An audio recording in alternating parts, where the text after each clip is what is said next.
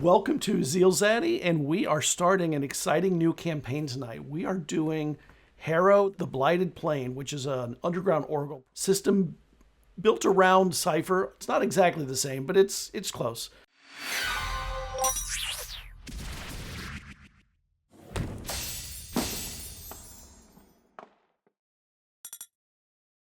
Welcome everybody to the first episode of Harrow, the Blighted Plain. Let's get everybody going. My name is Scott. My pronouns are he, him, and I'll be the GM for the series. Hi, I'm Alex, he, him pronouns. I'm a 7-minute GM, which is a series of 7-minute tips to improve your gaming experience. I say GM, but also works for players. I've been gaming literally forever. I was one of the play testers for AD&D. When it went from white box. And I'm a huge Cypher fan. I'm part of the Monte Cook asset team. And I am so pumped to be here. I'm really looking forward to this. Hi everybody, my name's Marlon. I am a voice actor and occasional content creator when I can get off my butt. I have been working in video games, audiobooks of the spicy and non-spicy variety, and I've been a gamer for a long time, but I haven't had the chance to do many TTRPGs, so I am super pumped to get to do something out of the D&D universe, to try something out. All right, hi, I'm Jayke. I am a game master of 10 years. I am an author, a TTRPG designer, and occasional poet when I find the time from all my wacky creative projects. This is my first actual play. I'm incredibly excited to be playing alongside my great peers here, and I'm looking forward to it. Hi, I'm Kayla, justkay, DM Dalliance, depending on where and when you discovered me on the interweb. She, her pronouns. You may recognize me from the fun free things that I do. I also work as the general manager over at Underground Oracle Publishing. So we're super excited for the launch of the POD Harrow, which you should go check out because it's 300 pages that you could definitely murder a man with if he breaks into your house. Really excited also to play today and add some chaos. My name is Crest. My pronouns are he, him. You can find me on Pillowfort with just the word Crest. And from there, you can find your way to my other socials, including Bluesky. I am the editor, producer, whatever you want to call it, of the podcast Many Stories, Many Games, where there's always another story to be told and another game to be played. We're primarily a 5.14 D&D podcast, though we do play other games, such as Demigods, the Power by the Apocalypse game, and some other things. It is a beautiful day as you all start to slowly awaken. The light starts cracking through the heavy drawn curtains of the theater where you have sort of made your evening home lately because it's the only place where you can get mush. Mush is a mushroom spores liquor.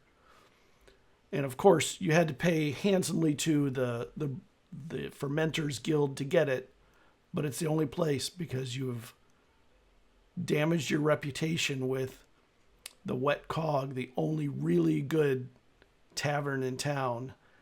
But not only does the light cracking through the window awaken you, the sound of hammers does, banging away in the distance.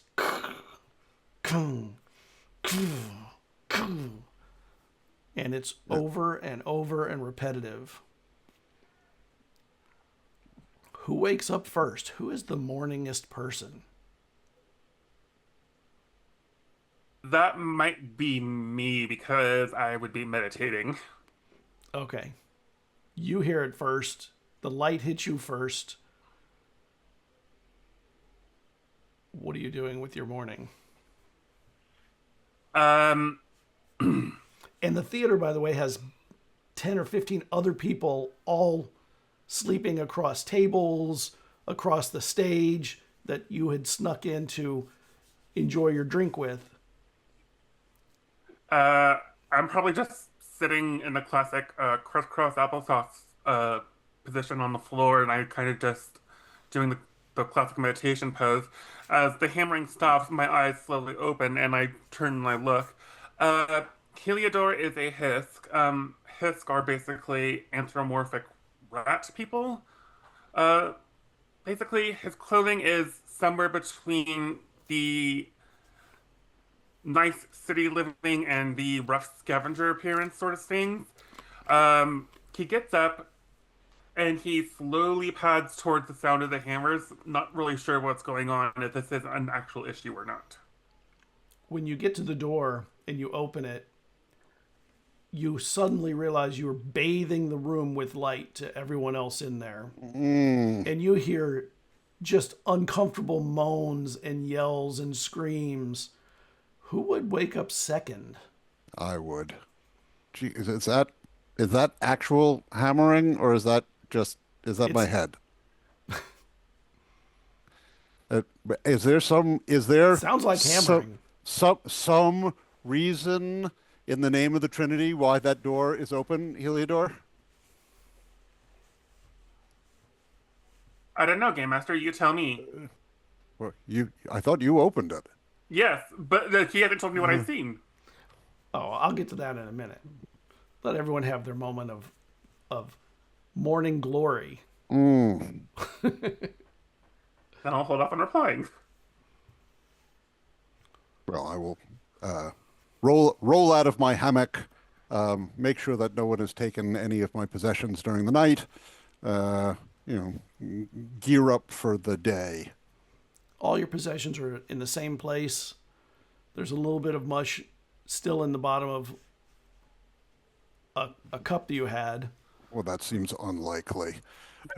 It's a few drops, enough for good. Hair of the dog, Hair of the Hisk.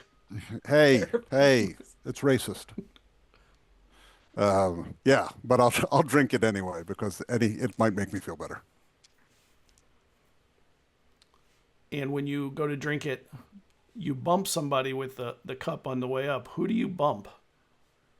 Inadvertently. Jens. Oh, what? Hey. Oh. Sorry. Sup, morning glory? Oh, what time is it? Yeah. Too damn early. Yep, that's about the time I dislike waking up. It's okay. Why is that door open? Ask Heliodor. He's doing his, the sun salutation again? No, there was some workman or something out there. And you still hear it. And I think he went to hopefully tell them to shut the hell up. But y'all can hear that too? That's not just in my head? No, that's what I said. Gee. All right, well, tell them they better get to finishing their work unless they want a bolt of pure energy flown in their faces. Yeah. Heliodor, you're close to the door. Can you tell the workmen that Jens says they better keep it quiet or he'll take them down? Heliodor. You can leave me out of it. Looking out, Yeah, you see thank that. you kindly, Mal. I search around for. Do I have any mush? No. There's some over on the. There's still a small keg that might have some left on the stage. Okay. But to get out, you kind of have to move the people that you were who are under the blankets with you out of the way. Oh. Hey, whose leg is that? That leg? All right. Okay, You're not sure. I toss off the blankets and slither out from under whoever I'm under. Both of them kind of slide back under the blankets, kind of covering their face. Oh, too much light. Don't wake us up yet. Yeah. I shake myself off and I look around for my pants. You see my pants, Mel? They're on the stage, on a bench. It was quite a performance, apparently. Okay. Well, see, I just wander up onto the stage, bare-assed. looking around for my pants, like, and I get deep, like, looking around. I, like, really bend over. I'm like, yeah, no, these ain't mine. Just pick any pair. Just pick any pair, please. Spoken like a man who doesn't have a favorite pair of pants. Yeah, I have a tail. Yeah, I noticed. Yeah. You're getting crazy with that thing last night.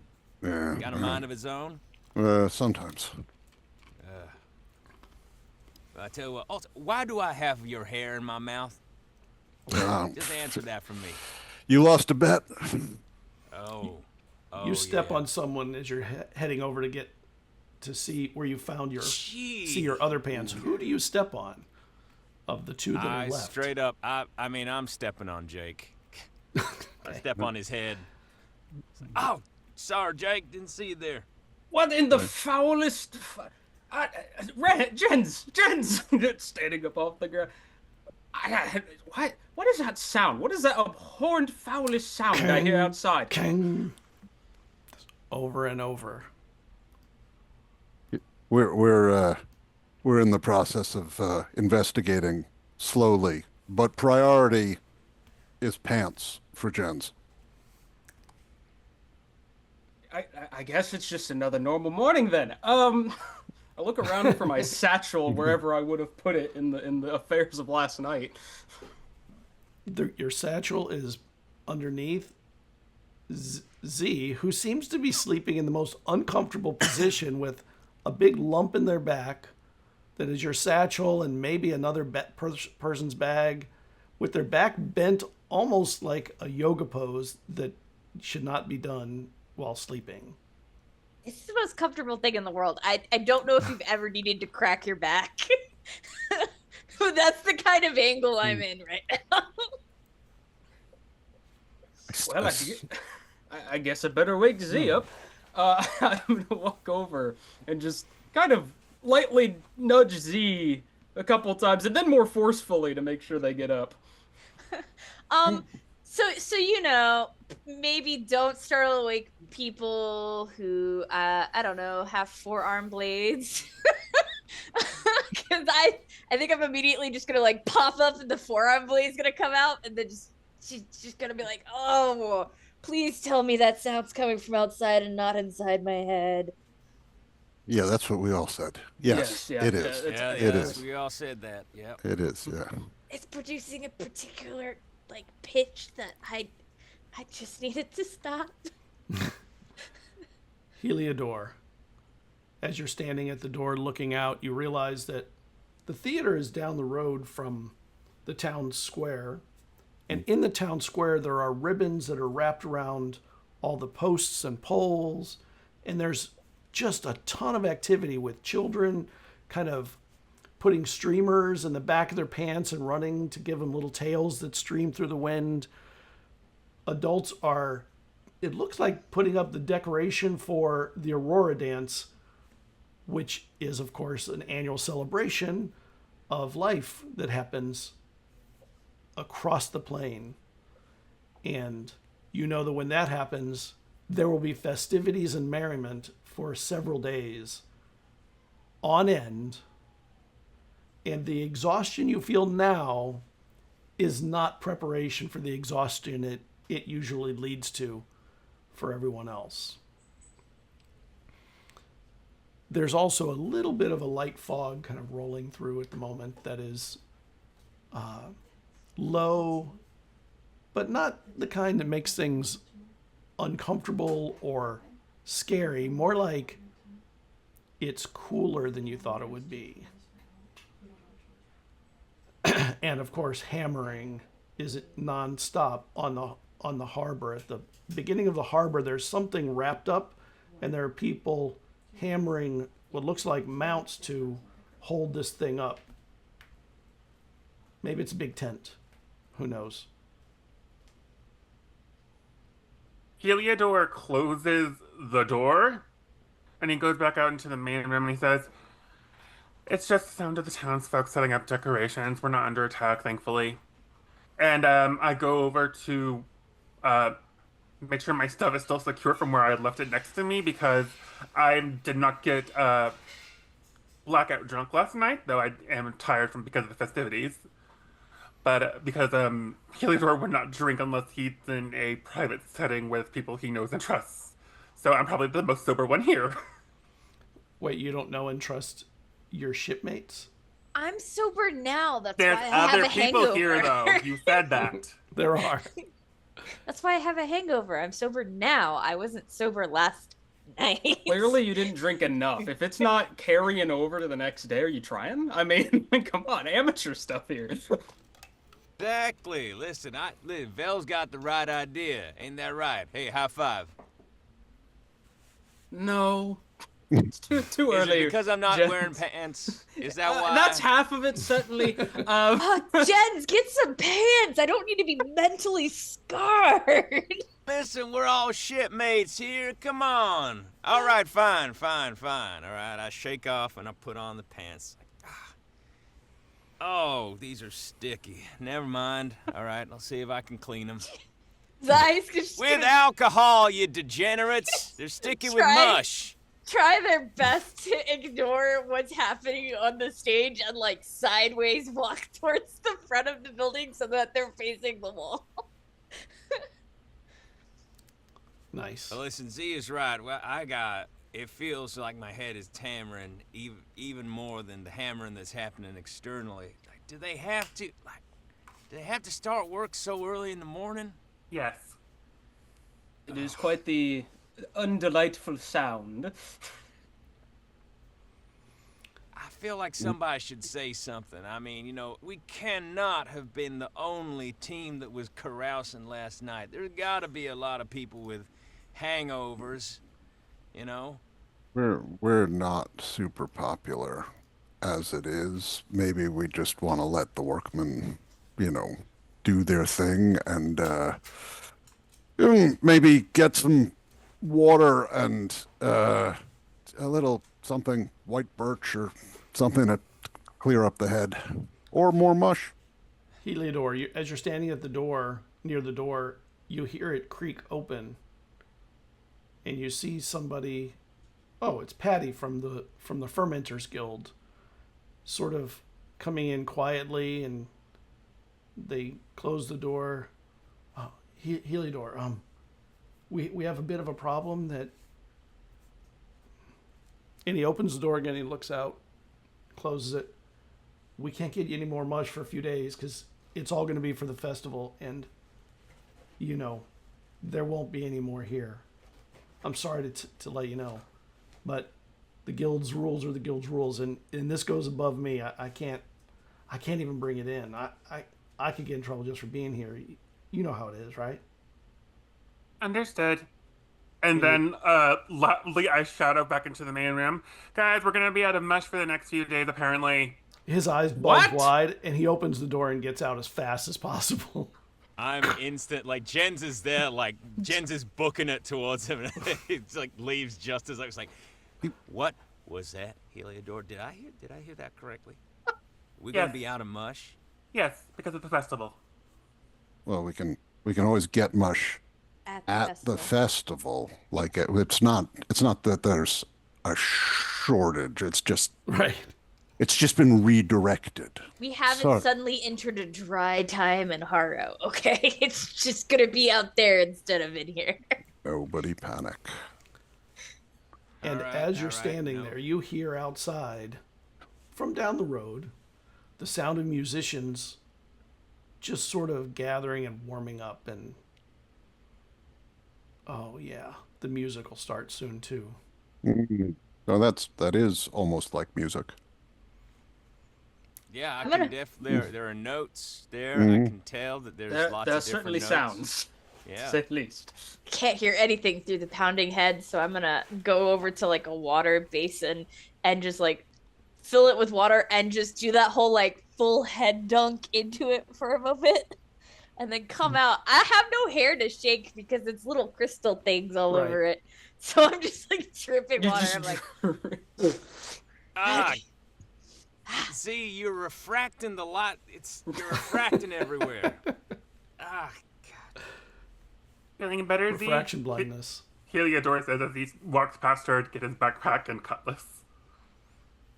Yeah, I mean, everyone should do it. It's probably the quickest way to get rid of the banging on the inside so we can go deal with the banging on the outside. Yeah. Jens is in there. Jens is already doing a handstand in there as she's talking. No, nobody wants to smell a wet hisk. One of the good things and the bad things that comes with the Aurora Dance is that in villages, the carnival people all come to town too. And that can be good for gens, or it can be bad. If they're really good, they kind of take away from your potential attention gathering. If they're not very good, you might be able to either blend in or do better, depending on them. One person performing weird magic tricks in a town is sad. One person with like dozens of people. Well, that's just a carnival. Yes. And there are games of skill and chance too, aren't they? Yes. I'm One gonna thing kill that happens someone at is 4 Nations. they clear out all the businesses become street businesses, and behind the doors of those businesses are where the things more like the gambling halls become more private. This is where we cleaned up last time. We're gonna do it again. I do like a good game of skill and chance. More skill than chance, but There were chants in those games? Only if you didn't know how to play. Oh, okay. I hate to rain on our parade, but yeah, you better hope that it's more skill than chance because we are running low on funds, last I checked. Gotta make Just take another jab. Yeah, exactly. This could be the ticket that we need to get back on top. Listen, I know I've floated the idea before, but reopen the theater, I'm not Reopen the deep light. really like a theater gal. I'm more of a go away, come back, get money kind of gal. Not like a last looks, curtain call in 5.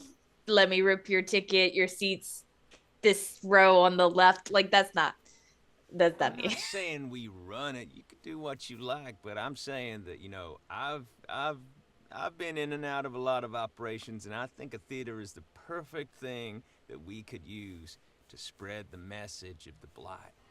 To let everybody know it's like, hey, let it in, let the Blight into your heart, into your soul.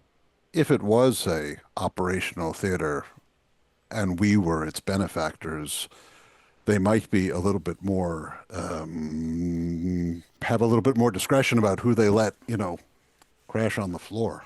Also, not what Jen said about the whole flow, blight, whatever, but theaters are mostly a cash or raw materials business. So, if we got things through the other means and we needed to legitimize them, a theater might be a good way to do that. You sure you don't just want to open a laundry? That's a great new name for the theater. Hey, I like the way you're thinking. Forget the deep light. We're opening the laundry. It's a little on the nose. I like it. No, I like it. I like it. You would need to clear all this with Theater Boss, I would imagine. And you hear people starting to get up from the floors. Town, I think. And That's stage. how we're in this situation. Mm. I mean, Eric's. If any of you heard from Eric's, he's been gone. He's been gone a while. I don't know if anybody's been tracking him down, but he owes us some money, I believe. Maybe. And some mush. And some mush. Exactly. I mean, we were promised a functioning theater. We put some money into it. We all put some cash down. We did. I know, Val, I put some of your cash down, so we don't have to talk about that right now. But, we all got skin in the game, and then Eric's just skipped town, left us high and dry, specifically dry, and I overturn a bottle and say, no mush. And now you tell me we can't even get any in the theater now because of the Fermenters Guild? I tell you what, we win some games, we win some prizes, we reopen the Deep Light, and we get a little sweet deal going with the Fermenters Guild. We become one of the exclusive proprietors of mush for the town. You see where I'm going with this? Drinks and a show, drinks and a show. This isn't because you're still mad about the whole wet cog thing, right? I'm choosing to meditate about that. This feels like you taking out the fact that you're mad you got banned from the wet cog. I don't get mad. I get active. This feels like you're getting active about getting banned from the wet cog. All right, yes. Would I prefer to be drinking in an establishment that, I don't have to pay premium dollar for less, poor quality much? Yes, of course I would. Or that has cups. Or that has cups. I mean, I'm tired of drinking out of my shoes, guys. Mm-hmm. And a couple people sit up and it's obvious they've been like listening a little bit. They go, this sounds like a crew meeting. We're gonna head out, okay? We don't need to be part of this. It sounds like things we don't want to know about. Yeah, get the hell out of here. You mean in the people around us aren't the theater staff? Oh no. No, they're bums like us. They're gallivanters. Yes. Oh, okay. You are the theater staff. I'm going to start guiding some of them out, actually, as this conversation wraps up. They start getting out. When you get to the door, Vay, you see all this activities going on outside, and there's a Hisk over on the docks, kind of popping some grains and eating them, and it's not clear, but it seems like maybe it's hard to know with the Hisk eye since it's really just a solid color, but it seems like maybe they're looking this way a little bit. Pops another grain and turns them, starts heading over towards the rest of the festivities. The building of the festivities. I'll turn back out into the theater where everyone else is gathered and say, is anyone expecting a Hisk, possibly, in our troop here? I assume not. Heliodor raises an eyebrow at that. Just like vaguely gestures at the two Hisk in our party.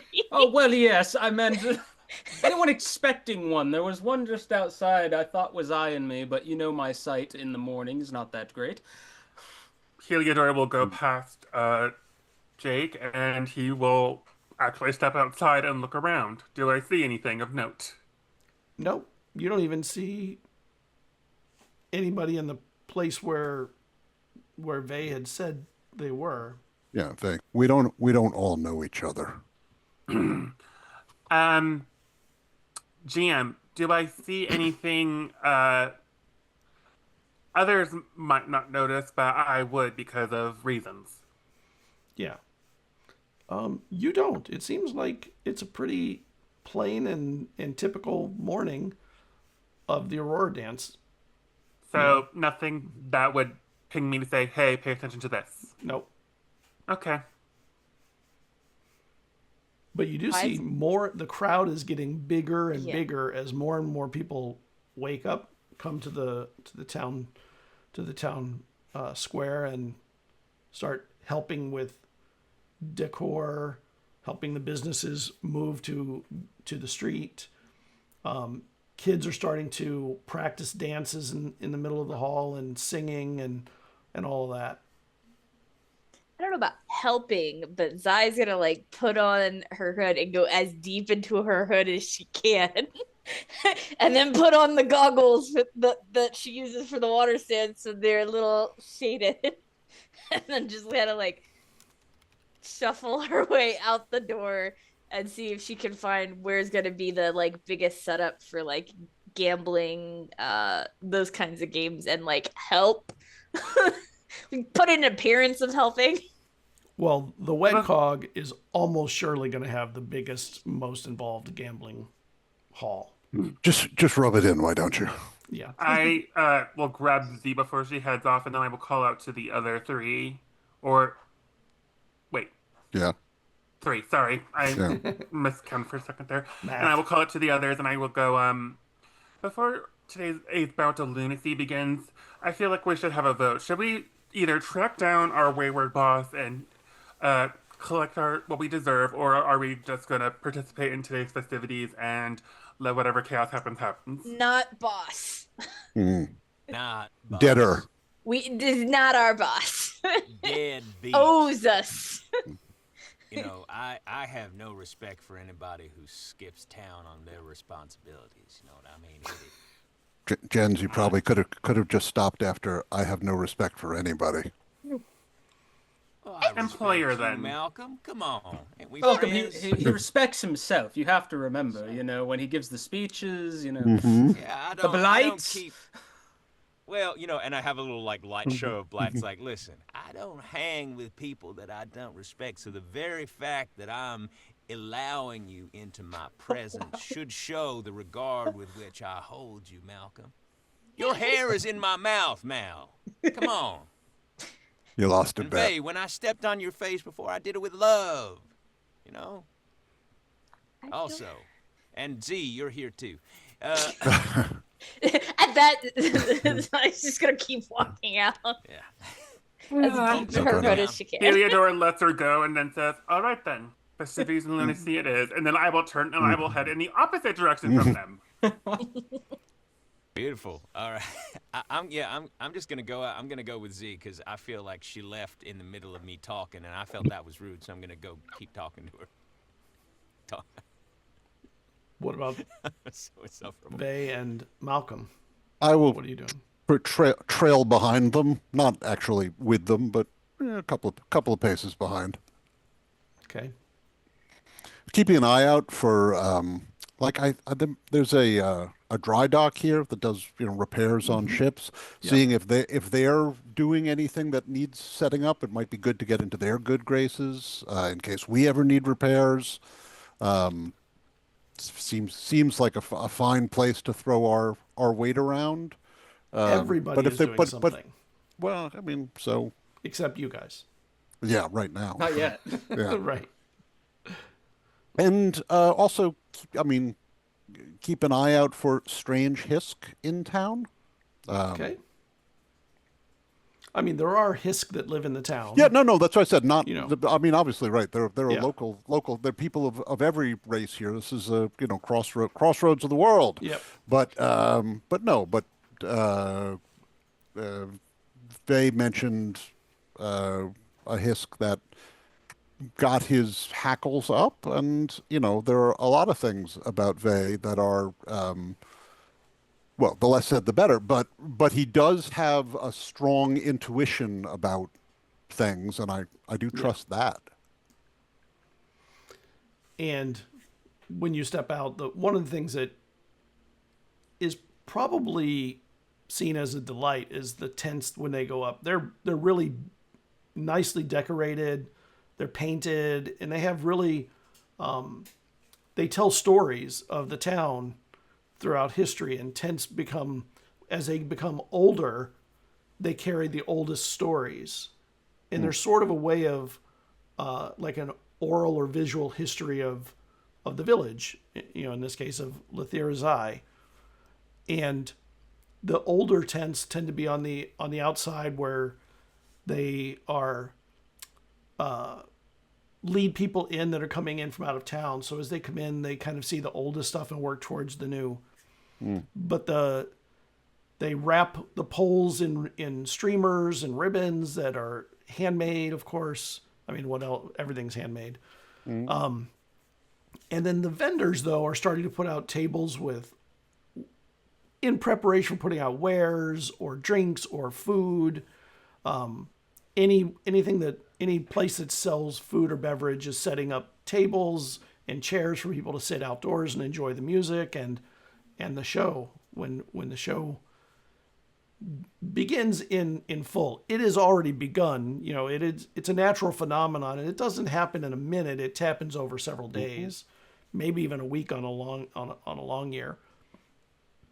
you're following the other ones out, and it would be very easy to get lost in the crowd and the throngs of people actively doing things, and even the children. I mean, they're running around playing, and some are singing, some are practicing skits or dances, and the town is really. It is not normally this pretty of a town, but it comes alive for this event seasonally. Like, from what you can tell, every town you've ever been to at this time of year, they do their best. It's the one time when everyone goes all out for beauty and joy and festivities. You've even heard there are some places that somehow have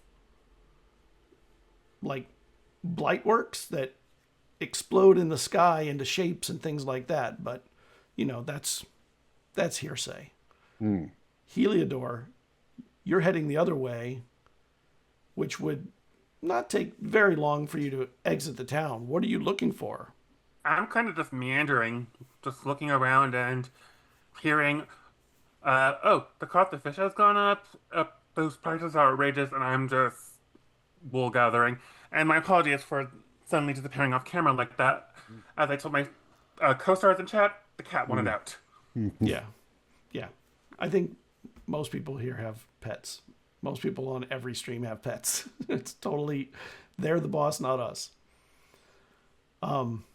As you're heading out, you see that there are only people going in one direction after just maybe a block. You hit the edge of the town on this side, and the only people that are here are people coming into town from basically the road that leads north. It leads along the shore, but it leads north for quite a ways before the next town. And the people that are coming in, they look happy, and they're practicing songs. They have carts. They have backpacks and are carrying what look like maybe gifts or some kind of candies, maybe that they've brought to town to sell. Morning. I'm not hearing anything particularly distressing or nothing. It's just all cheer right now. Yes, which may be distressing to you. I'm not No, really because sure. I haven't reached the largest crowds yet. This is just stream of people. This is just there's people streaming into the town, yeah. and the largest crowd is the opposite direction where the other group went. Yep. So the rest of you are heading in, are you spending time at vendors? Are you trying to just walk through the town and see what's going on? Are you trying to get to the docks? The hammering is still annoying, but you're more awake and paying attention, so maybe it's a little less annoying at this point, even though it's louder because you're closer. I think I'm going to again, pretend to help, maybe minorly help set things up. But I'm mostly using this opportunity of everyone being excited and, in a festive mood to maybe catch tidbits of gossip. I am trained in searching and listening, so I'm just kind of keeping my ears open, maybe going to the places I think I will get the best info. I'm going to help out the wet cog people, put the chairs out, the thing. I'll go help the people from the shipyard set up whatever they're doing, and just keep my ears open. Right. Still fully in my very dark hood because of the sun. And can I get a perception check from you? Yes, you can.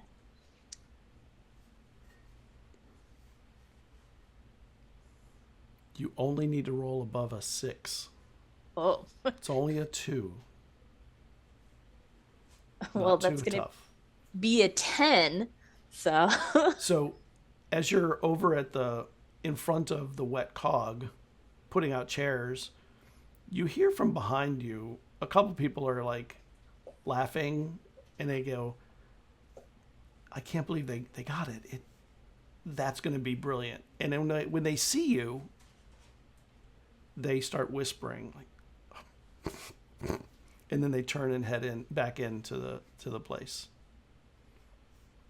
And you know that it was when they saw you in particular, because you are the only one in the direction they were looking that wasn't distant.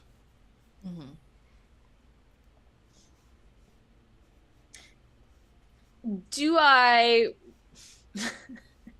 because I just know it puts up Malcolm's fur.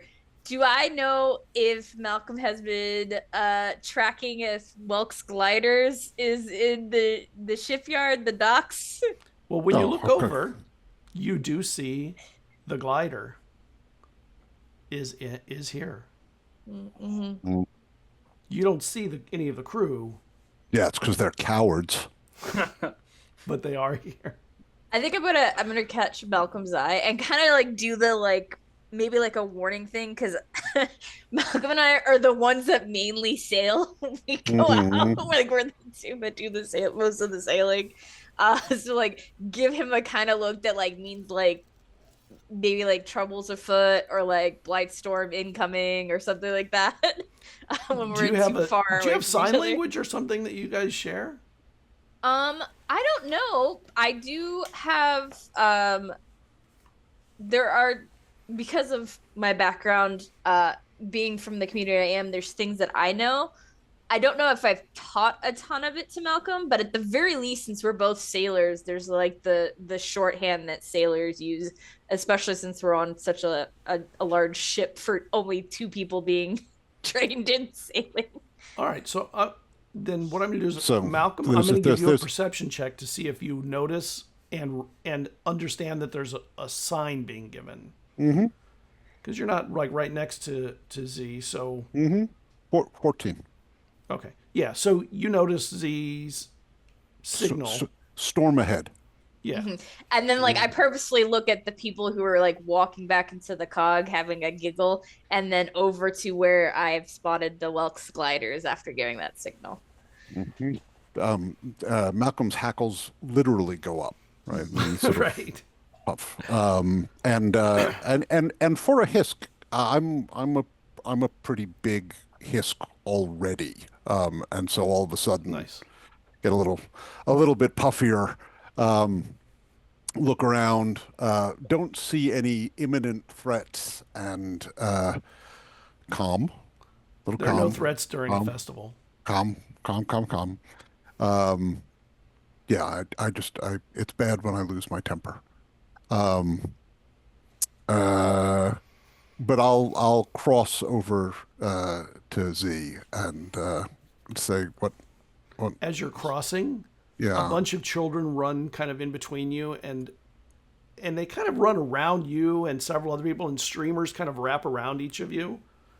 And they're like laughing and playing as they run past and carry the streamers, and then they leave some behind. You know that during the festival, when it's being set up, a lot of the kids just sort of leave streamers wrapping up people as kind of a playful thing to do. Yeah. You just got wrapped. Z also just got wrapped. grab some streamers and to tie them to the end of my tail. Nice. Keep the tail up off the What are ground. you doing, Vay and Jens, when you see the kids run through and you kind of catch that they're signaling something. You don't know what they did, but you kind of caught it with your eye. And Hey. Vay, you notice that Heliodor is. What are you doing, Heliodor? People watching. From the distance, or are you Yes. moving closer? Is From the still out. distance. Is still It's out way at the edge over of the there. town. I don't know. It's almost like you ever get the feeling, Vay, that like Heliodor's like embarrassed to be with us. I would be. Look at our motley crew. Yeah, exactly. We're awesome. I don't understand it myself. This is me, Crest, the person talking about board. That is not the reason. So, man, I appreciate it. Well, Malcolm. Hey, guess what? Looks like Malcolm's got a future as a streamer. Huh? I think he looks good as a streamer. He certainly is annoying as one. Anyway, y'all think those kids are doing something? I don't know. I always feel children have a sinister air among them. Yeah, I wouldn't trust a child very much, ever. Too short, Phil. Too short. And That's the when you reason. say that, the moment you say that, there's this old gnome that turns and glares at you. Yeah, you know what and I then mean. turns away and Turn around. starts walking with her little cane, and it's wrapped with red and white stripes too, like a Okay. candy cane. I have advantage on. I'm trained in perception checks, so am I able to try and nut out this this whole like language? Is it some kind of visual language that I have any familiarity with? I would say you've probably seen it in action between sailors when they're trying to be subtle. I would say that you probably don't know it yet. It's kind of a seasoned sailor thing. And you see Malcolm heading over to Z after the signal is sent. Okay. All right. So, listen, I'm gonna go, congregate with them because my interest is piqued. I'll keep watch. You do that. I'll see if I can notice anything else, because that was a little strange. Hey, we're on the same Malcolm, page, you you get know. to Z across the way. I assume you're not pushing the children out of the way or anything, so. No, Okay. I am surprisingly nimble for such a big hisk. So yeah, and I mean, they're just kids. I mean, I know there are Right. plenty of urchins and pickpockets, but I have a really good chance of spotting anyone who's trying to pick my pocket. So, Right. so that so as long as they're just having fun, let them have their fun, and they leave some streamers That's what it behind. seems like. Yeah.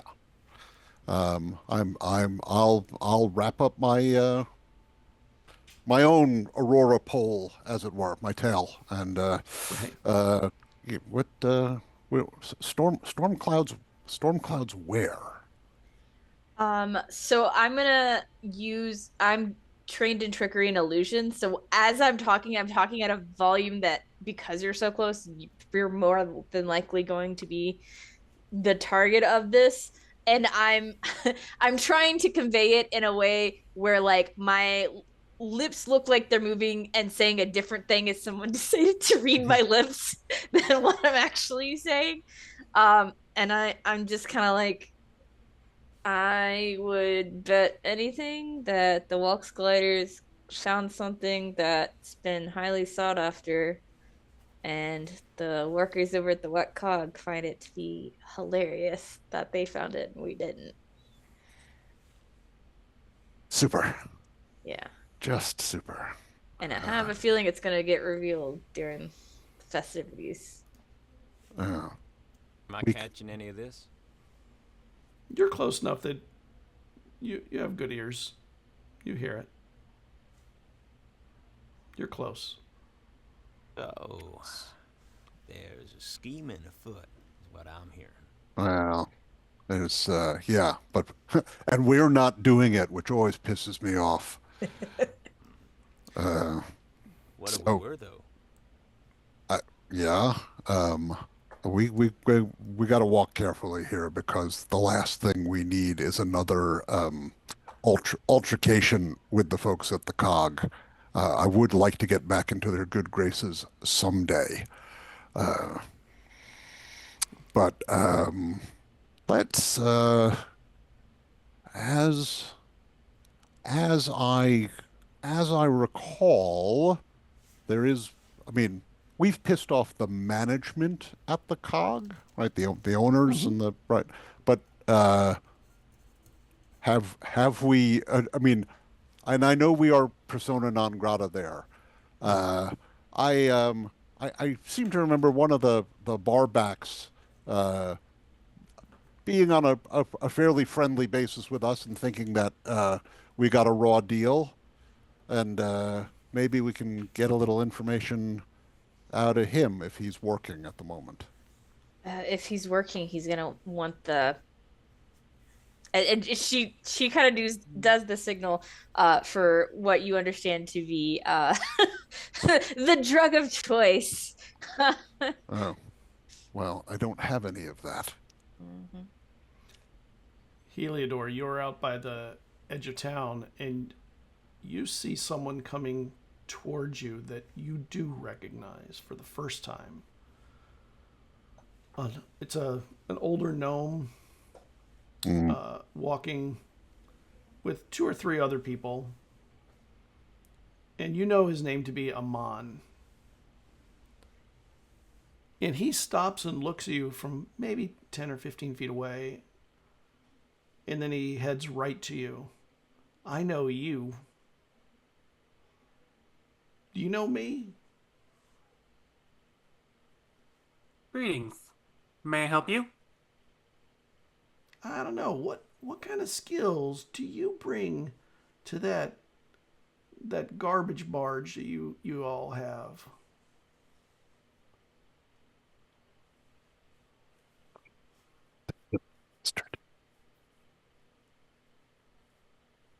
Because I'm missing a staff person that I could really use on my ship. And if you have the right set of skills, I could accommodate one more. Are you interested in a real job? Maybe getting some real adventure out there? Or are you going to just stay in the theater and sleep it off? I fulfill whatever position is asked of me. So does that mean you're looking for work?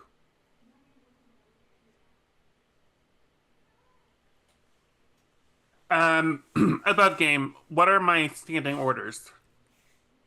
You're a part owner in the ship that he called a garbage barge.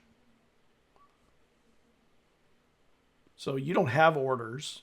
You're a ship that's built as a commune, basically. The 5 And of you are owners. I haven't received any word from on high about what to do. No, nor have you given any word as to what to do. So it seems like you all were kind of taking a break and waiting for some work to come in for the ship. But this doesn't sound like an offer for the ship. This sounds like an offer to pluck you from that ship and make you a crew of another ship. And you know this is Amon Welk of your nemesis crew. He is the captain of that ship. Oh, okay. That actually reflavors things differently. Heliodor or can smell a trap. They will shake their head and says, "Apologies, I'm waiting for work on another job, and I am currently occupied." But I Someone's gonna hire you all? That makes no sense. Not after the triad, of course. Heliodor just gives him the customer service polite smile. All right. Which is terrifying from the Hisk. Well, so much teeth. We only make that offer once, so good luck then with your scavenging for the leftovers. Fair fortune to you as well. And I'm saying it genuinely to make him feel bad. And he continues in. And down the road, Vey, you notice that Amon, the captain of the Welk's gliders, is coming into town and just passed Heliodor and has a couple of crew people with him. Heliodor still has the customer service polite smile on his face, which is obvious to anyone. And he smiles and starts heading toward all of you. I'll walk over to the other 3 and I'll just say, you guys might want to take a gander over to the right. You have about 15 seconds before Amon is here. Malcolm, do not punt him into the water sands. No. No. I certainly will not. But I raise my voice and say,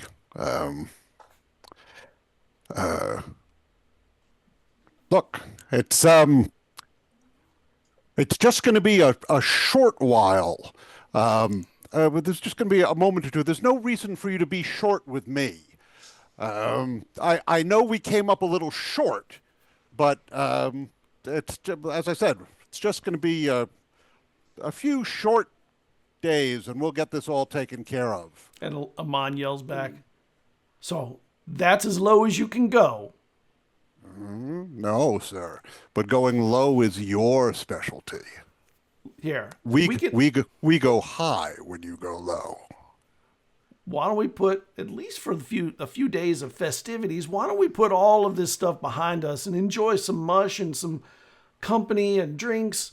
There is no need to be fighting over. There are no jobs right now because everyone's in festival. So there's no point. We can take a hiatus from this, don't you think? I don't think you can take a high anything. We can take a low hiatus if necessary. Yeah, I appreciate a man who can laugh at himself. Just make sure you ain't laughing at us.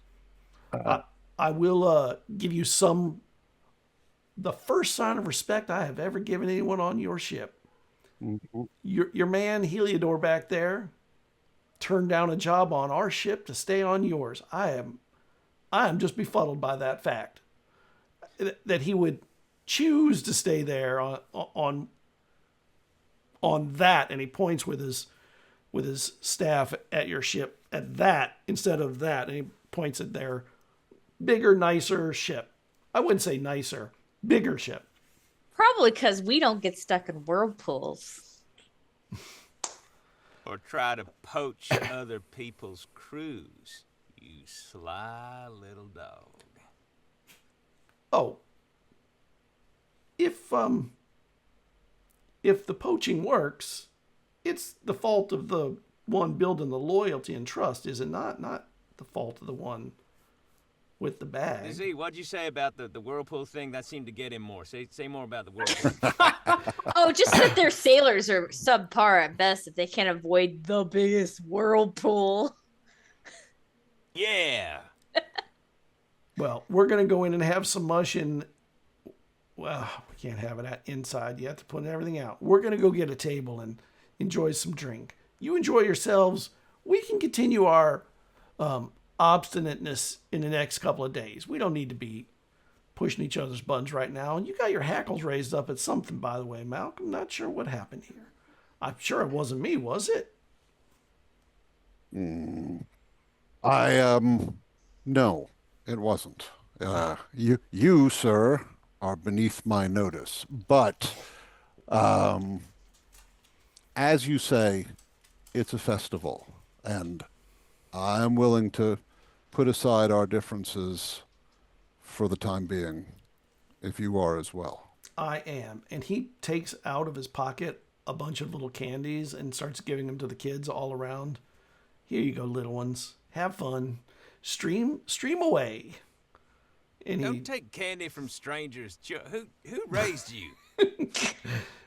He's a weirdo. You could clearly see he's a weirdo. I would like to use keen eye. Okay. And just, is it a genuine act of generosity, or is he up to something? I'll give you a roll. There isn't actually a roll. Oh, for it's not a keen roll eye. for keen eye, right. It's you're right. It's just. So- but I won't be able to do it again until after until Yeah. tomorrow. It looks like it is a genuine gift to the children. Mm-hmm. Not a scheme, but more of trying to make the rest of you look bad for not doing the same. All right. That Befriending the town. sure.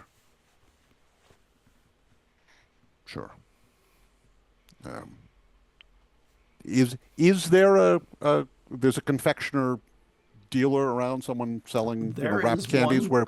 where he clearly got his from? There's one coming from the direction he was, right back by Heliodor, that is coming into town. You can see the candies kind of sticking out as like almost like a peacock ribbon around his head, his and her head. There's two of them, and they're walking into town. They're obviously vendors bringing things from somewhere else, but the candies looked like they may have come from this person. I wander towards them, sort of gesturing, morning. gesturing for the crew to just give them. Okay. Good morning. Welcome to the festival. Do you need directions to find the best place to set up? Have you made arrangements already? We I'm haven't. We need I'm to find a I'm table. I'm Malcolm Keel, and we can certainly find a space for you if you need one. How would you That'd be like to mighty set up? kind. How would you like to set up in front of the finest theater in all of town? We love the theater. Are there going to be shows during the festival? Well, I mean, would it be a festival if there weren't shows? Of course, candy and shows is it's a natural. They go hand in hand. I certainly think so. What this fellow here is one of the finest performers in all of town, and we're fortunate enough to have him at the theater. I mean, children love him, women really love him, and he puts Start on doing body rolls. he puts on a great show. Now the theater manager happens to be an associate of mine, and let me see if I can arrange something for you. That'd be wonderful, amazing. Thank you. No, listen, happy to help, and I just it's the spirit of the festival, right? It's the spirit of the festival. I get taken by the spirit of generosity. I do a good turn for someone, they'll do a good turn for someone else. I like paying it forward. Thank you for rating the Inked In. Welcome to happy to have you. We're in the middle of a little Harrow the Blighted Plain, or Harrow if you say it like Z says it. I think I say Harrow. Yeah. Let's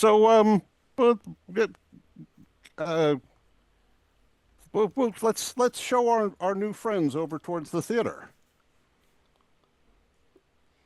Over Guys, by Follow me, my friend. I like Zai's gonna give Thank like you. an exasperated look to Malcolm and be like, give the like, I'll be back moment, and it's going to start like trying to like harangue or corral either some of the theater people we know who are regulars that perform, or like some of the performers that are in town to be like, this is the place you want to perform. Here's signups. like another job. it's probably not done via signups more than selling some of the street performers that there's a better way of doing it, or getting them to do it in front of the theater and keeping it on the streets like everyone else is doing. Yeah, I'm gonna sell the like. Look, we already have candy vendors, and you know what goes great with candy? Performances, and you know what goes great with performances and candy? You know, alcohol and more merriment. So, pan piper, way over. And you know what goes even better with all those things? Fireworks and interpretive dance. So I start sparking off some blight, just doing my thing. Do I need to make like a performance check? You most certainly do, because you're doing it in front of other performers that are trying to be lured into performing. Oh, I start with my, my showman's banter. It's like, now you see before you an ordinary mortal, just a kelp, but your eyes do not perceive all of the different vibrations and wavelengths of the blight. For you see, my children, the blight moves through all of us in fantastical ways. And I attempt to do a handstand. So let's see. Let's get your performance check with that handstand. Rolling it. Oh, what's the difficulty I need to hit? It is a 4 because these are good performers. Okay. So you need to roll above. You need to roll a 13 or higher. That's on the die, 13. Okay. You do your handstand. It is not only done successfully, it's done performatively. It has character and a good vibe. It's not your best, but it definitely works. Are you able to walk on your hands? I still got it. Yeah, I'm going to start walking onto my hands. Now you see, in your ordinary perspective, just a kelp doing a little bit of hoo-ha and moving around, but what if I was to take your perspective and I do the handstand and flip it on its head? All right.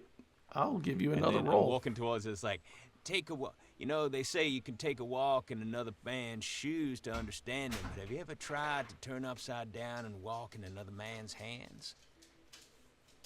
And like, I'm just like sort of glowing. Right. I'm just aura farming, basically. Yeah.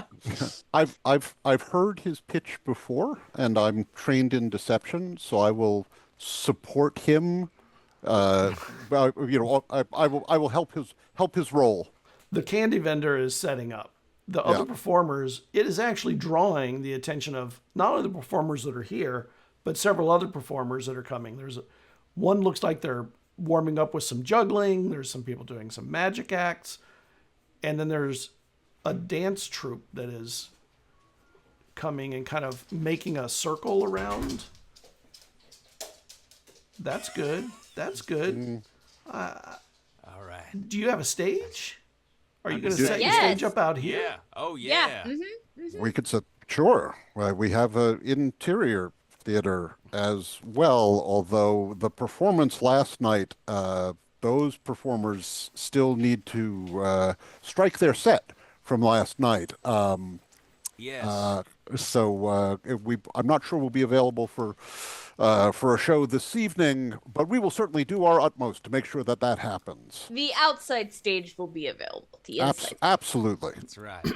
Outside stage is clean. There are no stains on the outside stage. Yeah, gents. All Not right. that there are stains on the inside stage, but I want to make it very clear. Slowly puts a hand over Jen's mouth. You'd have to reach pretty far down. I am standing on my hands. Yeah. I don't know where you're putting your hand. It's like, whoa, easy, Z. Jeez Louise. And I will also, I do a handspring and hop back up. I will also be taking auditions for the new dance troupe in the Dim Light Theater, which is to be reopened under new and improved management. So, y'all come by. I will be holding some talent auditions. Y'all are welcome to gather around here. Bring in as many people as possible. Bring your friends. Have some candy. There are some vendors over here. And if anyone asks, this was all made possible by the talent and largesse of the Dim Light Theater. And of course, its noble patrons from the Grinning Jack. Grin Jack, yes, that's what I was also going to say. Yeah. Thank you, Mal. Appreciate it. Yeah. Vay, you notice that there are a couple of vendors that are moving their tables closer to this area. And it seems like you've drawn kind of an attentive crowd that looks like they feel this is going to be a place of importance where there'll be more activity, where they'll be able to move wares better. Which I help anyone I can moving their stuff kind of closer in our direction. Heliodor, you are standing at the edge of the town back there, and out of the corner of your eye, you see someone. Wait, no, there's nobody there. Back behind the other building.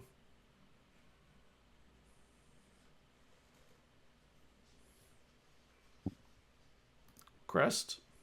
Mm-hmm. You think you saw someone out of the corner of your eye behind the building, behind the theater. And then when you turned and looked, there was nobody there, but you're pretty perceptive. You trust your sight.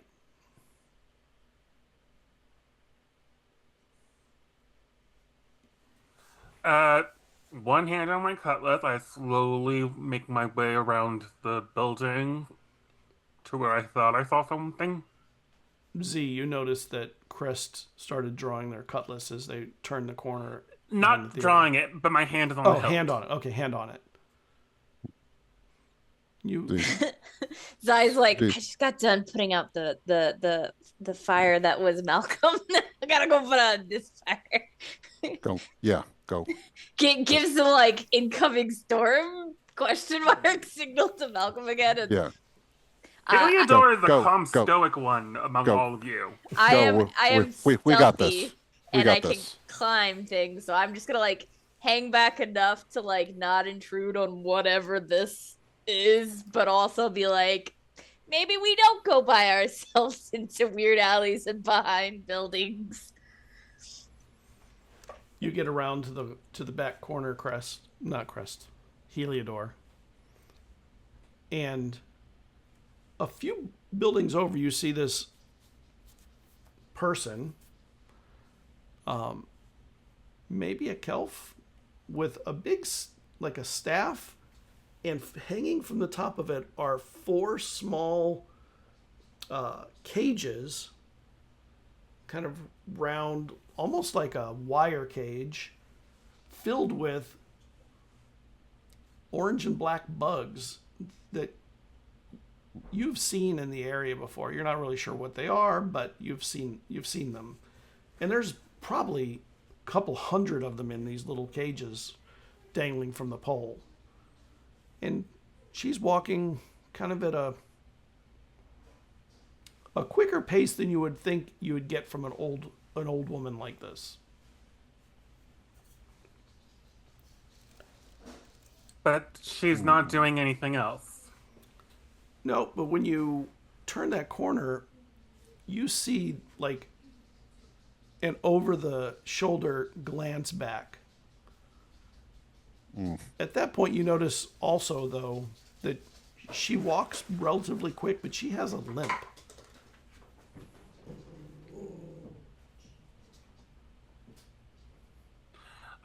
Does she bear any iconography I should be aware of? When she's walking, you see that she has some kind of a sword on her hilt. No, does she bear like any? Yeah, no markings. Oh, sorry.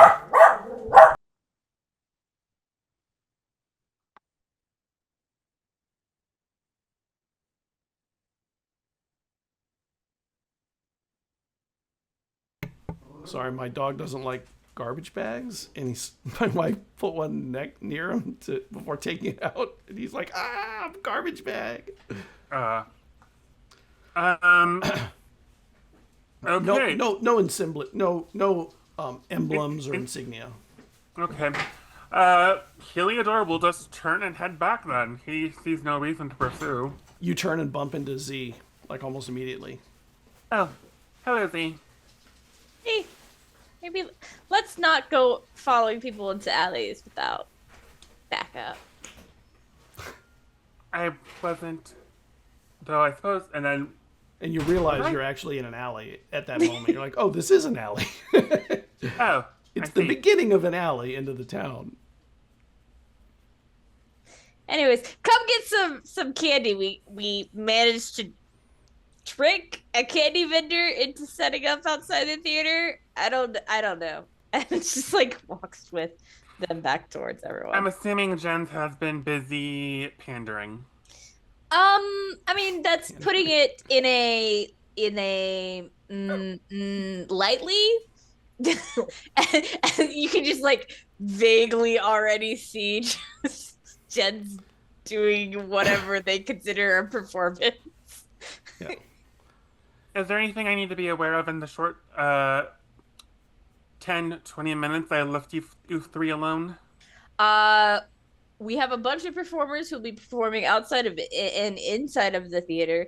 We have at least a candy vendor, possibly. It looks like more vendors are moving down to be in front of us. And isn't the inside theater still stained with at least 3 puddles of puke? Yeah, and Malcolm has been like theater and Grinning Jack providing for performers, so that's a thing now. Oh, I feel I should warn you. I had a run-in with Amon Welk. He was trying to offer me a job which had trap written all over it, so I said no, but should you run into him, I feel you should be warned. Oh yeah, him and Malcolm already had their little sword fight. Heliodor looks around the street and then says, "I'm surprised the buildings are still standing then." Not a literal sword fight. You know what? I'll explain it to you over some alcohol. This is something you should not talk about sober. And over a couple hours, you end up coercing enough vendors to kind of make the front of the theater look pretty busy and packed.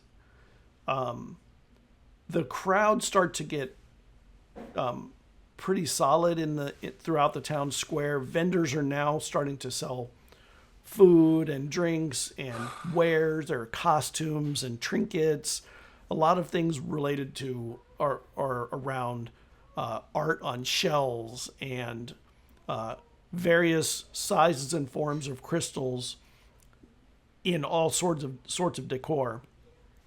Sand sculptures inside glass bottles that are really pretty. It all seems mostly decorative.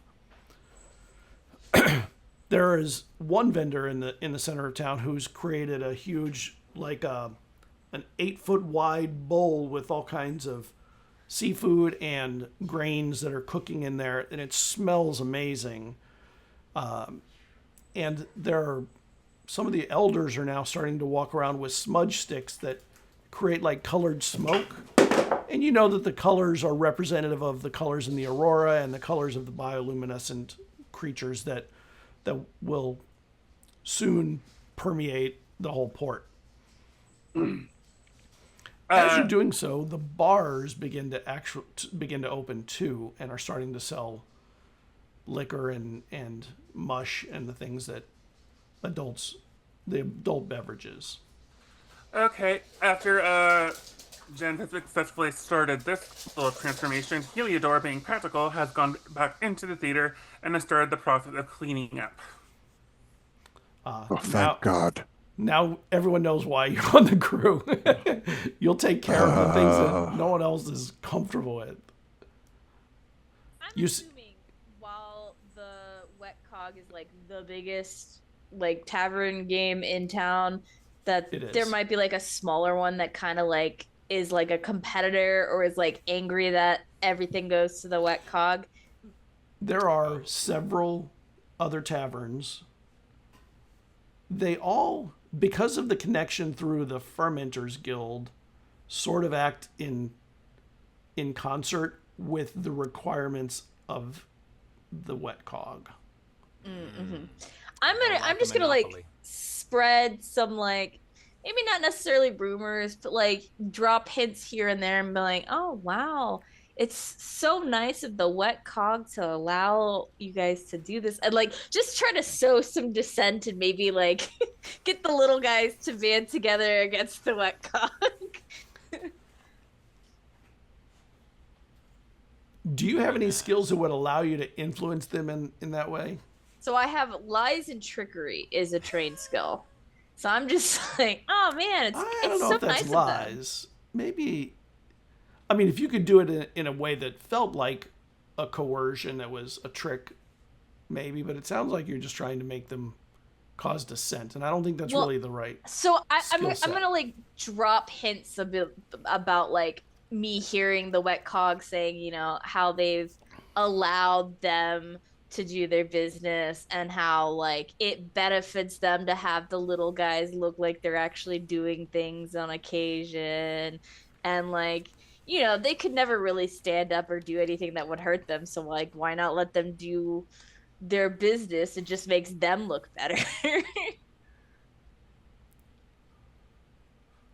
All right, I'm going to give you a roll.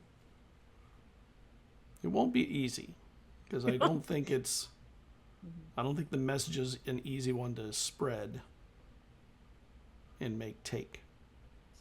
Does a 15 do anything? Well, you'll find out if people start coming back to you later, because this is the kind of thing that takes a little time. Mm-hmm. While you're doing that, Vey, you notice that the elders, as they're coming around, are walking a lot along the port, along the harbor, walking along, and a lot of them stop at whatever that thing is that's wrapped up, and they'll put their hand on it and chat, laugh a little bit, then they'll smile and move on and move their smudge sticks to create, colorful smoke. And a little while later, you notice that they send over 2 guards to that thing under the wrap. So they've decided to guard it. Yes. Okay, they're guarding it. Gotcha. Yeah. What's the size of this thing that's wrapped up? Like, generally speaking? It's probably about 12 foot high, Oh, wow. maybe 3 or 4 feet wide, but it's also it also is kind of in the shape of a triangle almost. But a triangle inverted where the small part is at the base. So it goes up and out. So almost like a top. drill, but, you know. Yeah. Okay. It's big. Yes. Interesting. It's a pretty wide. It's not quite 45, maybe a 30-degree angle up. Okay. Actually, no, it's not. No, it's not. One side is straight up. I'm sorry. One side is straight up at the back, and then it's maybe a 20-degree out on one side, sticking out towards the town. It might be a piece of art or something. Who knows? Huh. Interesting. And it's completely wrapped all around, or is there like a cover hung over it? Okay. Yeah, it's wrapped and strapped. Interesting. Okay, I'm going to keep that in mind. But I'm going to do a little bit of... because Okay, I think I'm going to try my best to do a little bit of social engineering here to figure out what that might be. Since I have a trained skill in social interactions. I don't know if I want to talk to the guards, but I want to talk to anyone in the harbor-ish area that is around it. I don't know if anyone would have seen it, but I want to see if anybody has passed by it or what they think it might be or anything of that nature. Kind of asking around, getting other people's general opinions on what that thing could be. And discerning all of the information, you find that it's something that was brought in by Welk's Gliders. Of course. yesterday. Mm-hmm. And it's a gift to the town. And the elders are very excited about it. But they're not letting anybody know what it is. Like, nobody seems to have heard what it is or know what it is. Interesting. Okay. I'm gonna go find my good pal Malcolm, wherever he be at this time. So still out in front of the theater. Probably now that it's so crowded here. It's doing well. And there are urchins and stuff. What I have done is gone to each vendor and said as pleasantly as possible, so it doesn't sound like a threat, but that I'm concerned about a little bit about security for them, and if they want us, we have some crew and would be happy to keep an eye on things for just a small. We've got some people here who'd like to earn some extra money for the festival, and if they wanted to make a small contribution, we would have them keep an eye on things for them. Just be moving back and forth through the crowd. I'm not offering people to work their stalls for them. Yeah, you want to do security for for the vendors. Exactly. But sort of like area, foot patrol in the general area. I'm going to give you... I'm lying. Yeah. Yeah. I think this is... At best, it's a deception roll. Yeah, that is in fact what I use. So I'll give you a deception roll. I am trained in deception. Yeah. Actually, do you actually plan on getting people to do any security? No. All right. Okay. No. Making sure. Because then it's not deception. No. It is absolute deception. Right? I mean, I'm going to be able to say, oh no, you saw the guy in the brown cloak walking by. He's one of ours, and there was that that fellow who had a head. He's one of ours as well. No, we kept a good eye on everything. So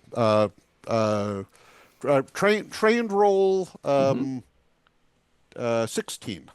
Oh, so with all the vendors that are in front of your your theater area, and maybe a couple kind of extending out beyond that, you're able to pull together some payment, a few coins between each of them. Super. Maybe the least is actually the candy dealer who, And, has the least money. Payment in kind is fine. We're not trying to make. They'll definitely do. They definitely will do that. You end up Yeah. taking some toffees and some candy canes and lollipops from them, Excellent. We'll set those aside for and the they next thank you time. for it. Yes. Yeah. No, of course they do. I'm a great guy. With a good private security that is, With a good private security. Privately funded. Yeah. None better. Exactly. Bay, what's up? I have some news about your friend the gnome, probably. Uh-huh. Best friend of yours. I know. I've heard. Yes. He's we run in the same circles. Certainly true. Your little scuffle earlier. Remember how he was I don't know, oddly not being mean? Let's say less mean than usual. That's fair. Well, I was just keeping an eye out, and I saw in the harbor there was this giant wrapped. I want to say it looked like a tooth, the shape of a giant tooth. And I asked around to see what the deal is, because I saw important people walking by talking about they have 2 gods at it now. It's something that the good old Welk's glider crew pulled in, and you know me, I want to figure out what it is and make it not be so grand for them. Well, as long as it doesn't come back and bite us on the tail, I'm fine with that. I'm all for, taking other people's glory down, but just, we got to be careful of that. That's all. Well, yeah, I was hoping you'd help me with the 2 guards is mainly the problem. I can talk my way out of a lot of situations, but 2 guards while moving something that big seems a little tough. So, there's this centerpiece of the festival, and you want to steal it? Of course, you understand me perfectly. I just want to make sure just how Well, at least theorize in stealing it, possibly. insane a plan this is. I've got your back, but sometimes I have your back from a further distance than others. If you need like 100 feet, I totally get it, I suspect I can take the guards down, but I don't really want to, I might be able to get them away from there. Well, how about this instead? Maybe stealing it is a little grand. What about I get the guards out of the way and you figure out what it is? Because it is completely wrapped. And I kind of at least want to know what's under it. Sure. I'm not particularly lore or history minded. That what is behind me is not important. Which of us is sort of the most scholarly or the most is going to have the best shot at identifying whatever the hell this thing is, because certainly it's not not me. It's not me. No shot. We might have to find somebody else who might be decent at that. Yeah. Now that I think about it. Jens, I need you to take out the trash. Any of our companions want to volunteer something about themselves? This is just not a good use of my talents. But all right. I'm just hucking a bunch of trash around. It's like, man, I just know Vay's scheming something, and I just wish that they would I'll hunt trust down me. Jens. Surely as well traveled as he is, he might know something, Jens is in the theater talking to potential recruits to the shows, while holding Heliodor Holding is cleaning and getting the chairs in good repair and making sure the place is functional. So anyway, like I was saying, excuse the trash bags, you look like you have a real future in entertainment. I mean, what can you do? What kind of skills you got? She goes, I'm a singer. I have a 4-octave range. 4-octave range. Very, very impressive. I bet you make all the best noises. Fantastic. Well, we'll see what we can do.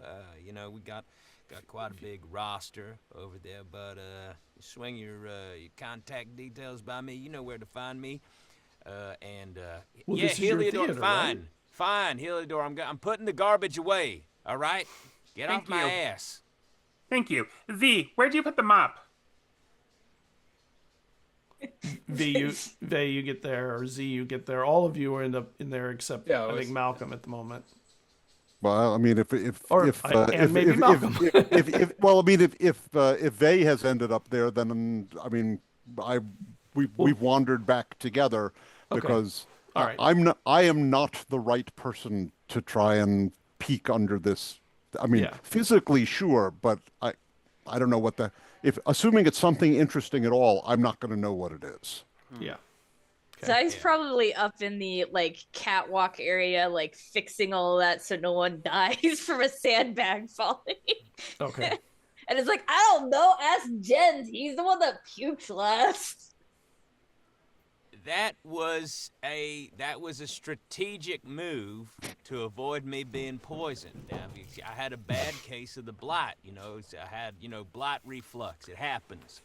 All right, can somebody please tell me where the trash cans are? I don't do garbage. They're around the back. You know this. And Around the here's back. the mop. And I pull it out from behind the bar. God, that mop is gonna make the floor filthier. You understand that, right?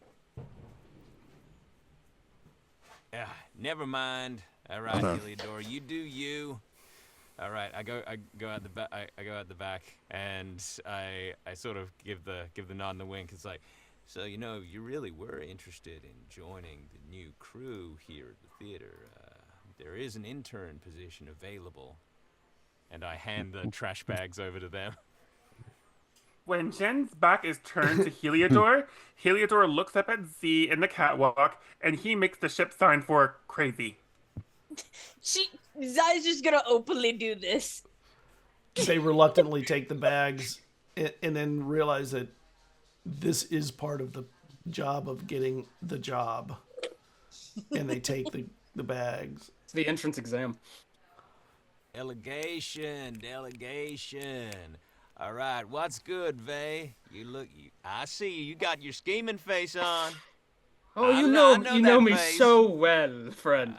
Do you have general knowledge of, things, perhaps history, objects, things of that nature? General knowledge of things. Well, I got approximate knowledge of a lot of stuff, Vay. What kind of stuff you thinking about? Oh, well, see, our good friends over from Welks Glider Corporation, or whatever they like calling themselves, have dragged in, I don't know, how tall is it? About the 15-foot tall, 3-foot wide, giant package out on the harbor. It's currently being guarded. I was going to get the guards to go away, and I asked my friend Malcolm here, of course, if he could identify it, and neither of us have any general knowledge to speak of. So we came looking for someone who did. And so I was thinking, if I can get the guards away, do you want to sneak a peek at what it is so we know what they're scheming? We're counter scheming, I like it. A scheme on a scheme on a scheme. Well, I'm your guy. Above the table, do I have general knowledge of this kind of stuff? No. Great. I am absolutely your guy. You find me a thing you can identify. Perfect. This is Maybe the fantastic. right person. Now, if you excuse me, I got an intern running around here. I tell you, this theater is already, you just put stuff out into the universe and the blight answers, Wasn't it just today I was nursing a hangover saying, hey, we got to get the theater back up and running. And now what's happened? Heliodor's cleaning up. Zai is fixing stuff so it's not a hazard anymore. We got people up the wazoo coming around wanting to join in. Vay, we can make this happen. And yes, getting Welk's crew into the deep doo-doo, I'm on board with that. But let's keep our eyes on the main prize, okay? Fantastic. Well, I'm gonna go find out a way to get rid of those guards. Malcolm, could you stick around here and I'll come back once I figure out how to get rid of them? If you mean you will return, that's fine. If you mean you're going to come running back here being chased by 2 guards, I'm not so happy with that. Will you take a 70-30 chance? I'll take an 80-20 chance. I could make it an 80-20 chance. Those are good odds. I'll take those odds. I'll take that action. I'm heading out the back. I'm heading towards the harbor immediately. Okay. Zai immediately pivots to not only securing things, but also like making a couple of booby traps in case she needs to drop a sandbag on His someone's Vane head. runs back, guards and stuff. Are you gonna tell any of us about the booby traps, or are you just gonna No. let us find them out? Okay. Yes, let's They're go. just for me to trigger if needed. Or them to find and trigger inadvertently, not on purpose. I mean, it's fine. Most people don't die from a sandbag to the head. Just take a lot of like concussion stuff. Yeah. And Some people pay for a concussion, you know? It's valuable. Gets some you people turned. pay us to get concussions. Exactly. This is true. Exactly. All right. While he is headed out, while Vay's headed out, I am going to do a quick whip round of the festival again. If I've got some time. Did you give a time frame on when you'd be back? No. Okay. I'm gonna go explore some festivals, see if I can either score some mush for very little money, or if I see anything else that like catches my eye about like, you know, games of chance or potential acts for the theater. Okay. So, Vay, you're heading out where? To talk to the guards? Yeah, to the harbor, and I'm gonna try to come up with don't come back to me immediately. I'm coming up with a plan right now Okay. about how to get rid of them. All right. Jens, you head out to find the things you're looking for, and you see one of the elders walk over to the harbor, and there's a big bell, and they ring the bell, and you notice that he seemed to have rung it when he started seeing some of the bioluminescent bugs in the water sand start flying up. Not a lot of them, just some. And everyone throws up a cheer. Like everyone is really excited. It's the beginning. You know it's about to happen. Everyone Have I inside the experienced theater this hears it. before? You have. Every year it happens in every village. There's some kind of a festival around it. You've not been to this town during this time of the year, so every time, everywhere you go, it's a new one, but it's also the same old for you. You don't know the specifics, but you know the general feel and activities that happen around it. Okay. And when the bell goes off, there's a big cheer that comes out, and a bunch of people head over to the harbor to look. And there's a lot of things left unwatched. That is the air that I breathe and the water sand that I move in. So Jens is going to go around just sort of wherever it would be the easiest, most unattended, basically, above table, the lowest skill roll. I'll be sort of pocketing various odds and ends, just things that people won't miss. I'm going to avoid taking unique items unless I see something that's really, really piqued my interest. But, just a couple bottles of mush here, a couple of odds and ends there, maybe some, construction materials, nails and stuff for the theater. Actually, it's not bottles of mush that you see unattended. It is barrels of mush that suddenly seem unattended. Because, who steals barrels of mush? It's too heavy. You'd have to roll it. How would you do that even? Too much noise. Like Walk on it. Who steals barrels? Jen steals barrels. and like it. And the wet cog, they have like 15 of these barrels. They're not even going to notice one's gone, probably.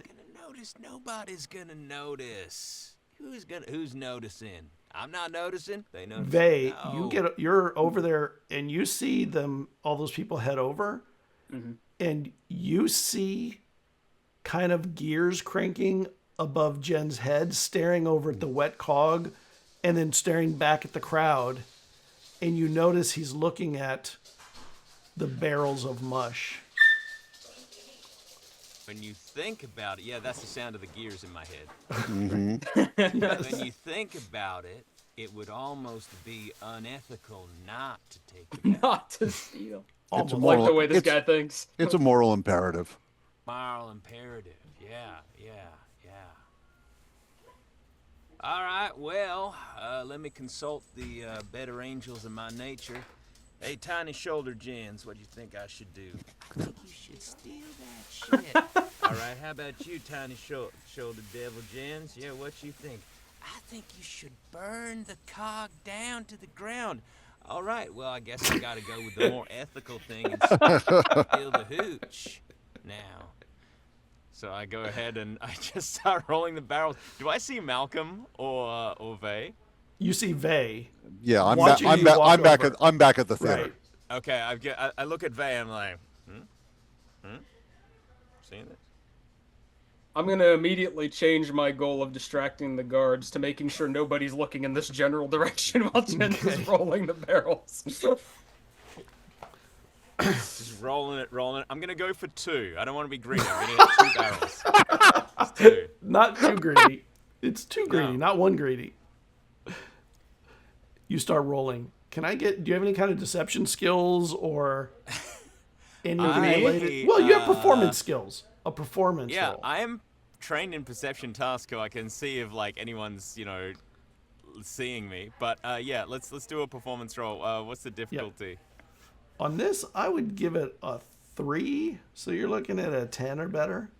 Can I help out by making sure nobody's looking back if Yeah. I notice anyone about to turn? You're right. I'll give you. I'll ease it by 1. So actually, it'd be a 13, a 7 or higher. I mean. Oh, you sly dog! I just rolled a 7, and I was like gritting my teeth, going like, ugh. So you're doing it, and there are people who are starting to look. And what do you do to draw their attention away? Because you see that 'cause some there's of all the these people lights from in the the wet sands. cog are starting to go kind of peek back or something. What do you? There's these like bugs that are out that are fascinating people, Yeah. right? That's what's going on. Yeah. Can I use I'm trained in social interactions. I want to just try to immediately divert their attention back to how beautiful the display is that's just going on out here. I'll be like, guys, look at just all the pretty lights. I mean, it is fantastic how they're able to put this festival out all the time. I mean, I just don't know how they do it. It's fantastic. And I just want to do that to anybody I see about to look back, Yeah. walk over, grab their shoulder, turn them back in the direction, Yeah, and most of them, with your successful assistance of Jen, you do keep them occupied. There are a couple of vendors in front of the theater that see the barrels coming, and they're just like, "All right, good work," and they're like patting you on the back, like, "Awesome, I'm glad you're getting the theater all set up and ready to go. We're Yep, excited that's for the it. crowds." So excited. This And this is good. You see him get all the way down to the town, and the barrels slip into the doors. The double doors have to be open to get the barrels through easily. Malcolm, you see the double doors open on the front of the theater, and Jen rolls in 2 barrels of mush from somewhere, and there's Hey, nobody Malcolm. chasing them. All right, Malcolm. Super. Listen, use those big strong arms. Give me a hand here, cause I can't do this Great. by myself. Grab one of the barrels and move it behind move it behind the bar. I can pick it up, but I will roll it. By this point, Heliodora has finished cleaning and has joined Z up at the catwalk and is watching all of us. Okay. All You're right, getting- I you're got getting the the theater in working hooch for shape. opening night. All right. Do I want to know where? Oh well. One I person mean it. pops out of the wet cog and comes over to the barrels and is getting ready to roll them, and you see him start looking, and then he goes over to the side and starts counting. Uh-oh. Wait, are they within view of us? Well, Oh, no, you're inside the You're theater. inside. You're safely inside now. I got a plan. I'm gonna head over to that poor chap who's counting, as he's in the middle of his count, and be like, "Friend, are you having issues with your numeral skills? Possibly. Something missing? Anything I could help you find?" I thought we had another barrel. Or Well, two, how many maybe. are here? It looks like I don't know, 20? Well, I was about to count them. Well, I mean, sure. I mean, if it's, I don't know, what you say, one barrel? I mean, I don't know. Maybe it got dragged in early, pulled in early. Maybe, I don't know, something of that nature. I want to try to gaslight him into essentially. Guys, get it. And he's like, yeah, maybe somebody brought it in already. And he goes, and he starts heading into the bar, into the cog. Mm-hmm.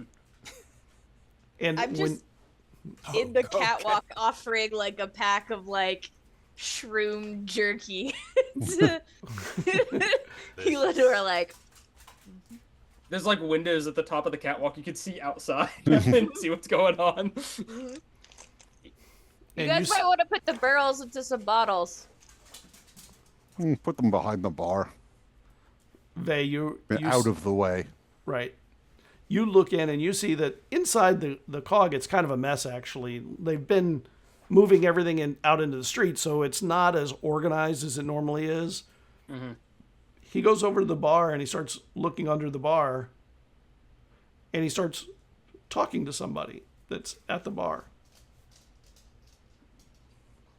I'll just watch. I'm barred. I can't walk in, so I'm just, keeping my The two of them come back, and they start looking, and the one that came out second looks at you, goes, "You see anyone take a barrel?" No, not particularly. I mean, everyone went over to the harbor to look What at the about lights. specifically?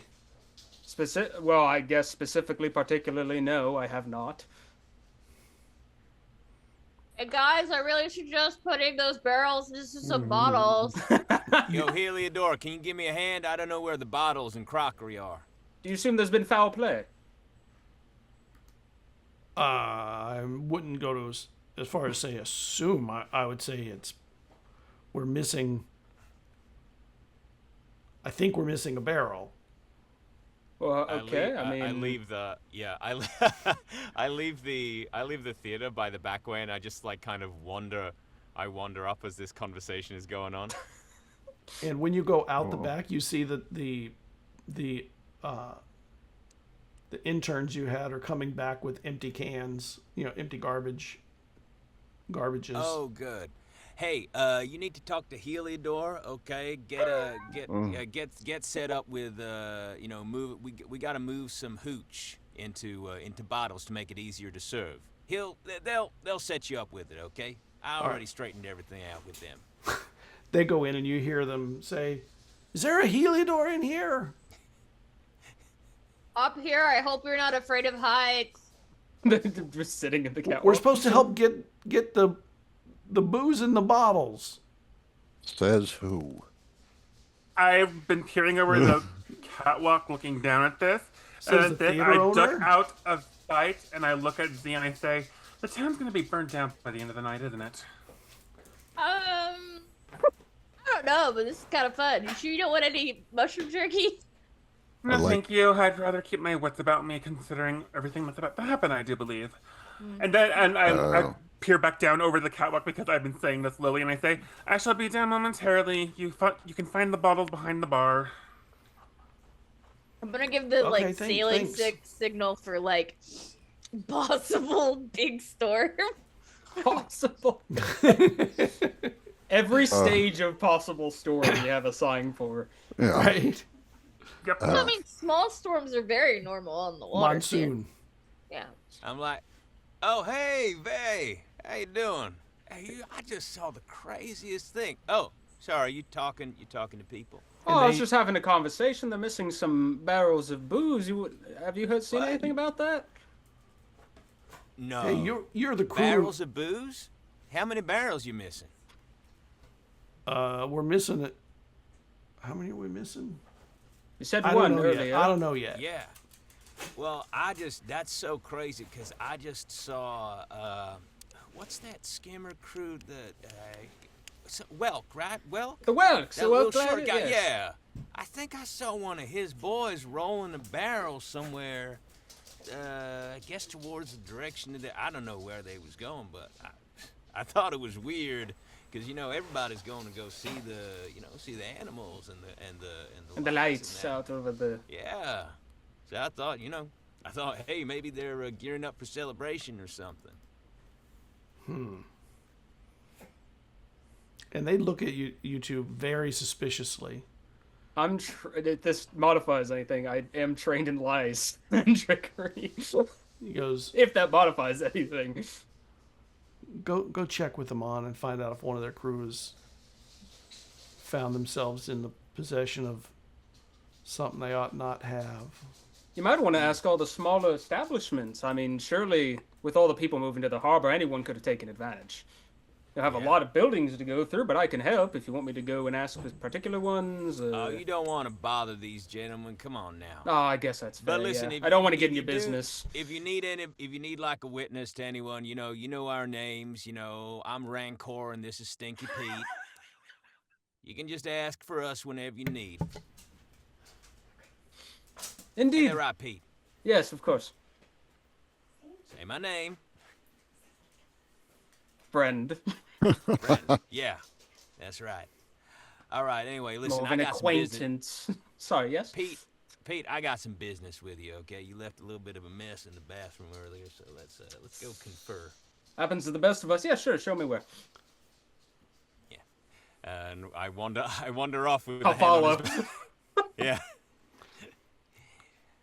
Oh yeah, sorry, my mind just went blank. All I thought of was Stinky Pete. I could have come up with a better fake name for him. I'm so sorry. I don't mind. It's the word of lying. You can do whatever you wish. Yeah. So listen, Vay, I've been thinking about your plan, and I am all in. I'm gonna take a look under that sheet, tell you exactly what they got. But we're gonna need a real good distraction, Well, currently everyone is in the harbor, so it's going to be pretty hard to pull that off with that many people around here. So let's wait for them to move back first, and then I have a plan to get rid of the guards. All right. I will await your signal. And I'll just watch the harbor until people start coming back. And it doesn't take long, maybe 15 or 20 minutes when it dies down and there's no more activity. It happens in stages. There's a little bit in the beginning, and it kind of builds up over the next few days, and they start finding their way back. But that was the first one, so it's always exciting. Yep. And you get back, and you notice that one of the people that you were speaking to has gone down to the harbor, and seems to be working their way over to the glider, the Welks glider, just to kind of check. And the guards are already there too? No, the guards are right by the. Well, yeah, sorry, I meant at the thing. How close is their glider to the thing the guards are watching? Oh, it's way down at the end of the docks, and there's multiple docks here, so the harbor runs along this in a big circle around the. This is a crater impact area from during the cataclysm, so it's like a big circle, this harbor, half circle. Okay. So the docks are actually longer and larger than the village itself. Oh, interesting. Okay. Yeah. So yeah, what I'm wondering, I was gonna go get Jen's probably, and then I was going to go and try to move the guards, but it's been on me for a minute, so I want someone else to do something first. All right. Z, you and Malcolm and Heliodor are in the theater, and you see a Hisk. Malcolm, you know exactly who this is come in. It's their name is Shock, and this is Captain Malari's gang is not the right word. Law enforcement is the right word. She was a ship captain for many, many, many years. She's in a chair that has wheels that roll her around, made of jet and iron, and a wooden and basketed seat. But she is she's an elder of the town who's really in charge of merchants and the port itself in specific, because she knows every captain. She's well respected as a sailor for a long time. But now you would think of it as both helping the town operate on the up and up and a shakedown service rolled into one. How convenient. By this point, Heliodor has helped the interns get most of the mush into bottles and has moved the barrels into the back rooms where they will hopefully be out of sight. Good Okay. plan. Do you have any skills at organizing and getting people to do like work well and or fast? Not on my sheet, but you know my backstory. I grew up Yeah. among artisans, so Yeah. All right. Give me a D20 roll. I'm going to look at your character sheet real quick. Give me 1 second while I do it.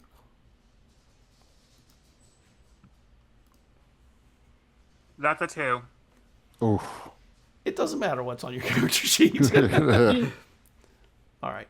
So you see this person come in, and every person who's part of a ship crew knows who this is. And with her, there are 2 or 3 other people: a human, a Kelf, and a Chrysalis. She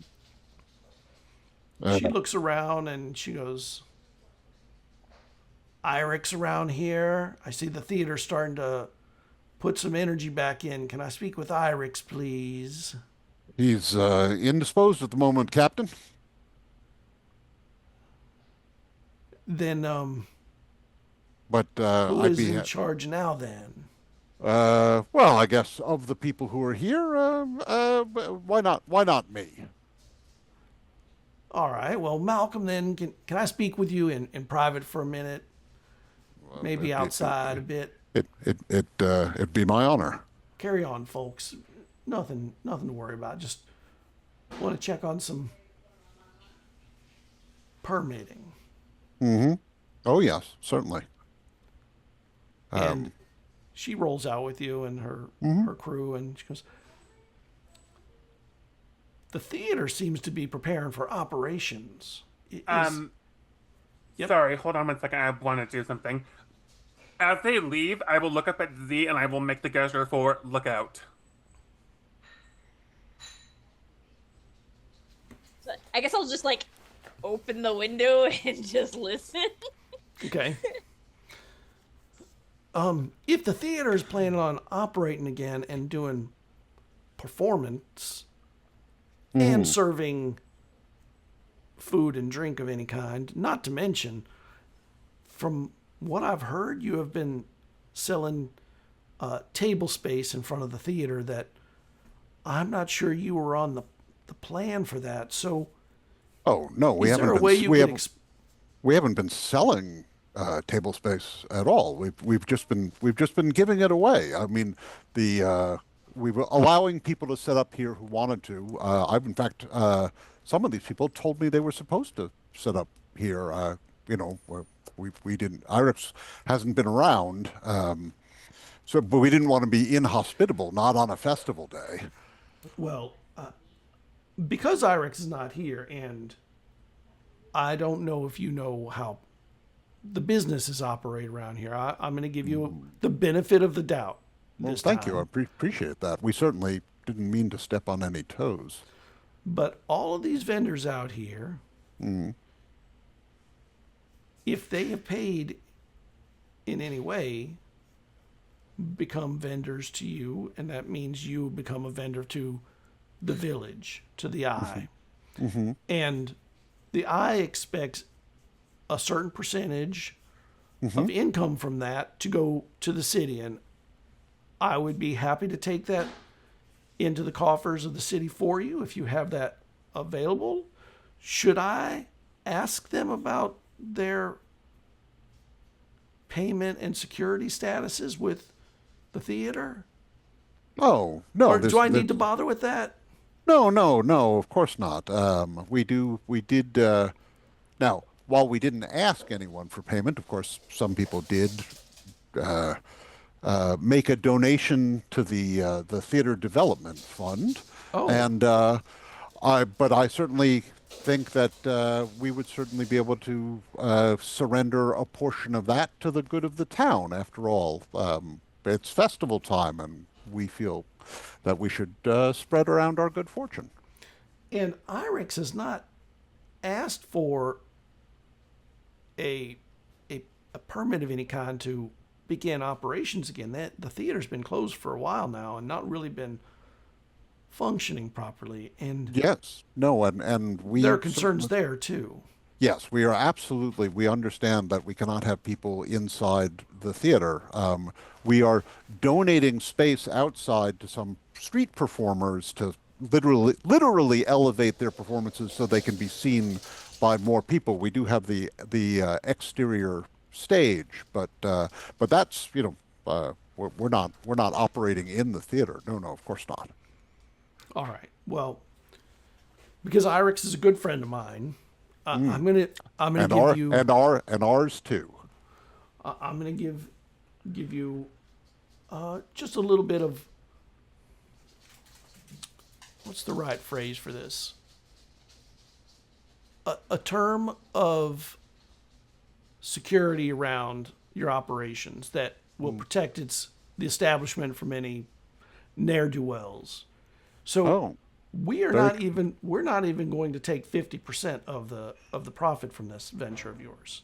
We're going to keep it at a low 40% to make sure that it stays operational and you don't have any trouble. But I have heard from the Fermenters Guild that you have been banned from the Wet Cog. And now that is, of course, a bit of a problem if you were going to serve any kind of beverages that are unpermitted. Do you?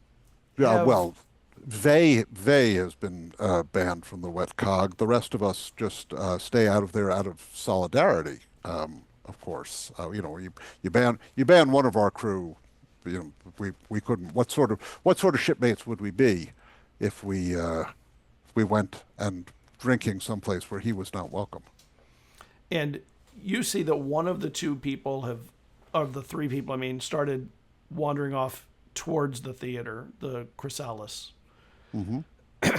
And they open the doors and are kind of just peeking in, and you can even see with the doors open, there's activity in there. Mm-hmm. Sure, cleaning up. Yeah. Yep. Repairing things. Sure. Will you be serving beverages and food, or food? We will. Interns are walking around with the bottles. Serving? I honestly, that's not what I'm. I wouldn't know. We can. What IREX should be back later on this evening or tomorrow. We can ask him what his plans are. Then I'm sure he's gone to get all the permits in hand. I just, I'm just a big dumb galoot, and I just handle the moving things around and keeping an eye on things outside to keep things safe here.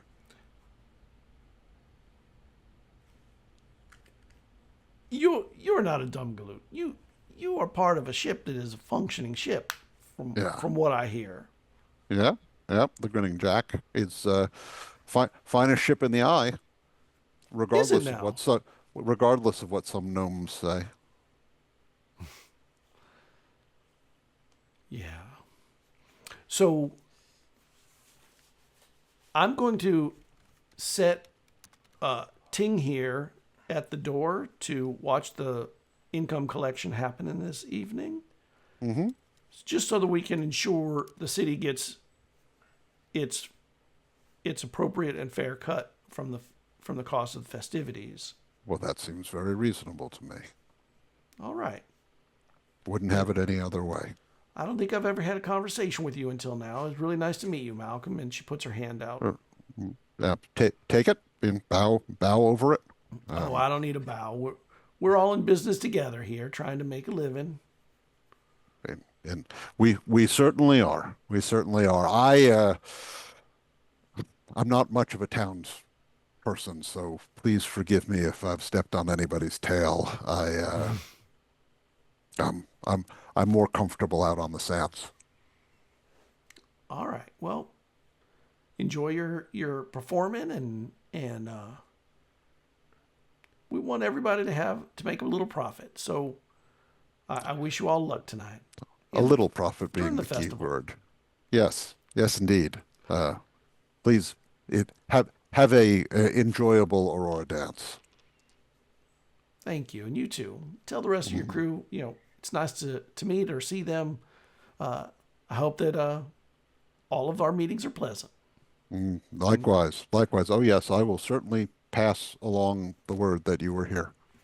And she turns and nods at the Chrysalis, and he starts heading back towards you guys. I'll station you here a little later. All right, we'll leave you to be to get your cleanup going. And she starts rolling, and the other three follow. Mm-hmm.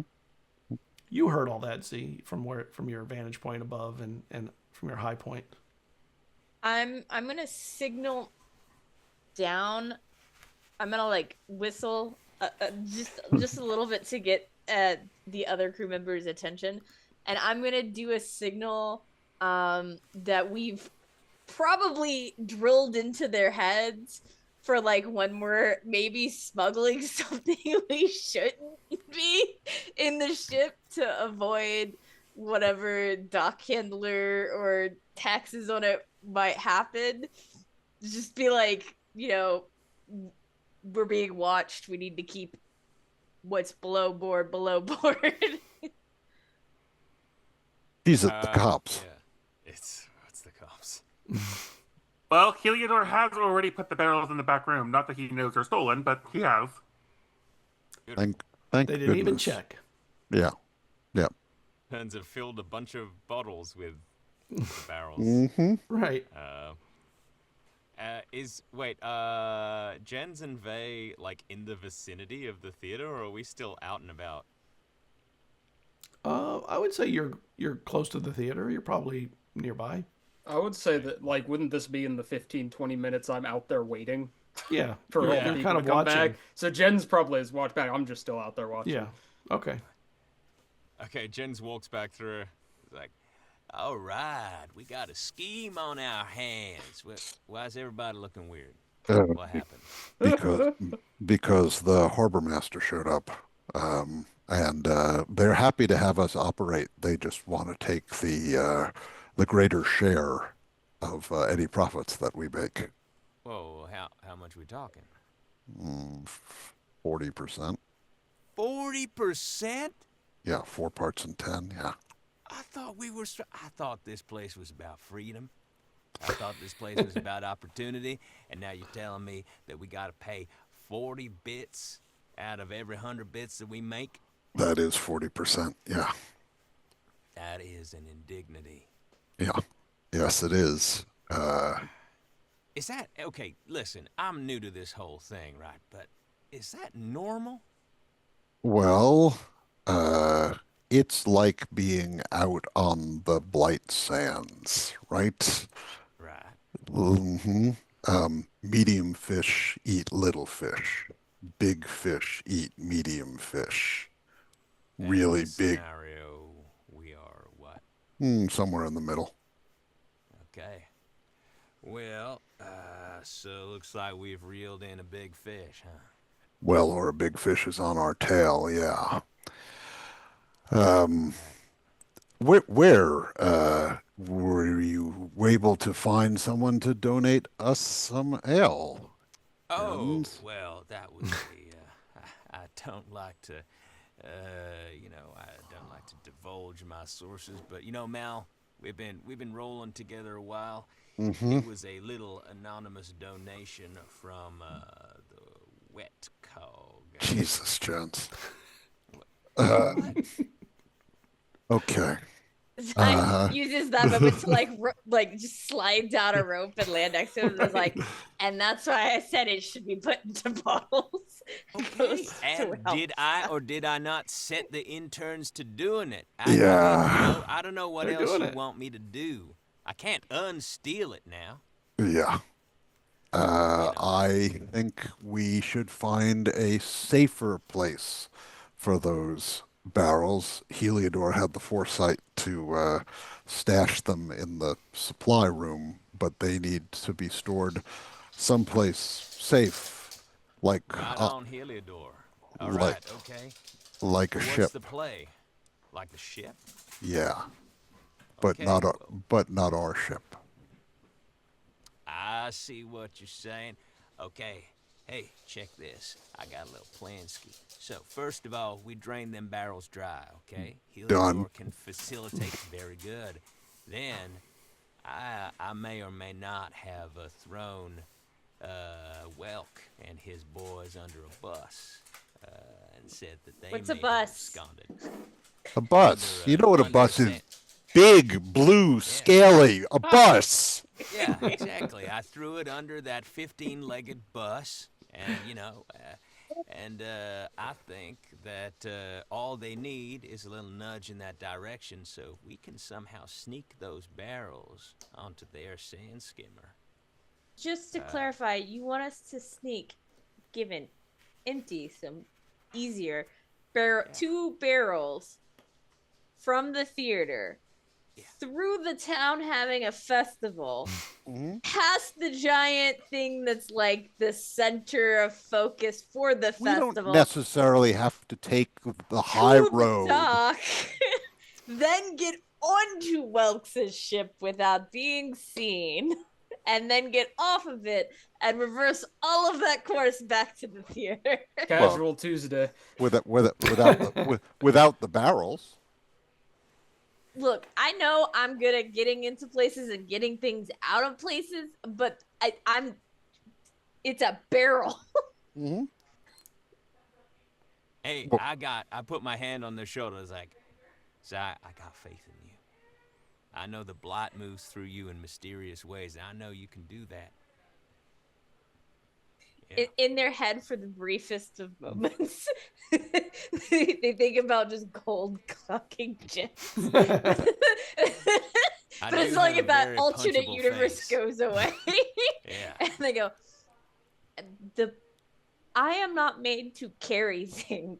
I am made to climb up on the catwalk without any ladders and go crazy up there and steal something and then slide down a rope down here. I'm not made for bulk. That's why No, you're no. part of a crew. All right, every crew needs a guy to get themselves into and out of scrapes. That's me. Every crew needs a handsome, beautiful person, and that's Vay. Every crew needs somebody who can get up high. Every crew needs someone detail-oriented and extremely anal retentive, and that's of course Helio. And then every crew needs a big, strong person who can lift and move stuff, and that's Mal. I would agree with the getting us into scrapes situation. I have yet to see you get us out of them. Well, I mean, that's every scrape. I consider all the scrapes that I enter us into as ongoing scrapes. None of them have resolved as yet. So that loop has not yet closed. Zai just on the looks scrape. down at all of the where some of the spider webbing of the cracks in her fossilized shell are, and is just pointedly being like, I disagree, but okay. Yeah, listen, you could just put some spackle on that. That's fine. That's not how a grind that chrysalis down. works. You look. Have I mentioned how radiant you look today, Zai? Go perform outside. We'll figure this out. All right. And the music begins to play, and you know that that's the sound of the festival actually kicking off. You hear musicians playing proper music, not warming up anymore. You hear people starting to sing. Children first, but others joining in a little while later. And then you hear the stomping from dancing and joyful activities. So, what do the barrels look like? Like, how big are we talking? They're full-size barrels. Yeah. They got I'm- wet cog Yeah, just engraved on them. I'm assuming they're put Written on the together side. that barrels are the way that they are, so they have like the metal stripping and they're just held Yeah. together from like the Yeah. force of this. Might I suggest, instead of trying to move a completed barrel or two across the whole town to a boat, we maybe disassemble them. Because we don't need them whole to prove that the Welks crew took it. We just need them on the boat to prove that the Welks crew took it. Excuse me. So we disassemble them, take a bottle of the booze, put the disassembled things on it, maybe look like they broke it, maybe put them back together. I don't know if you guys have that skill. Spread some of the alcohol around so it clearly smells like it, and then leave. That's better than my idea. I can roll with that.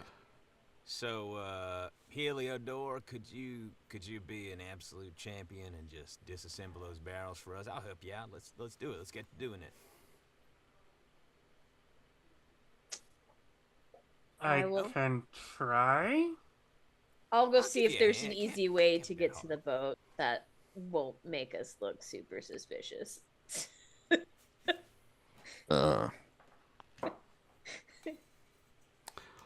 I can certainly disassemble the barrels if you want. All right, this is what I'm talking about. Teamwork makes the dream work. Well, the glider is pretty far down the dock. It is the center dock, the one behind the center of attention item. It is now there are other docks nearby that reach out in from the other directions. This is a pretty deep port, so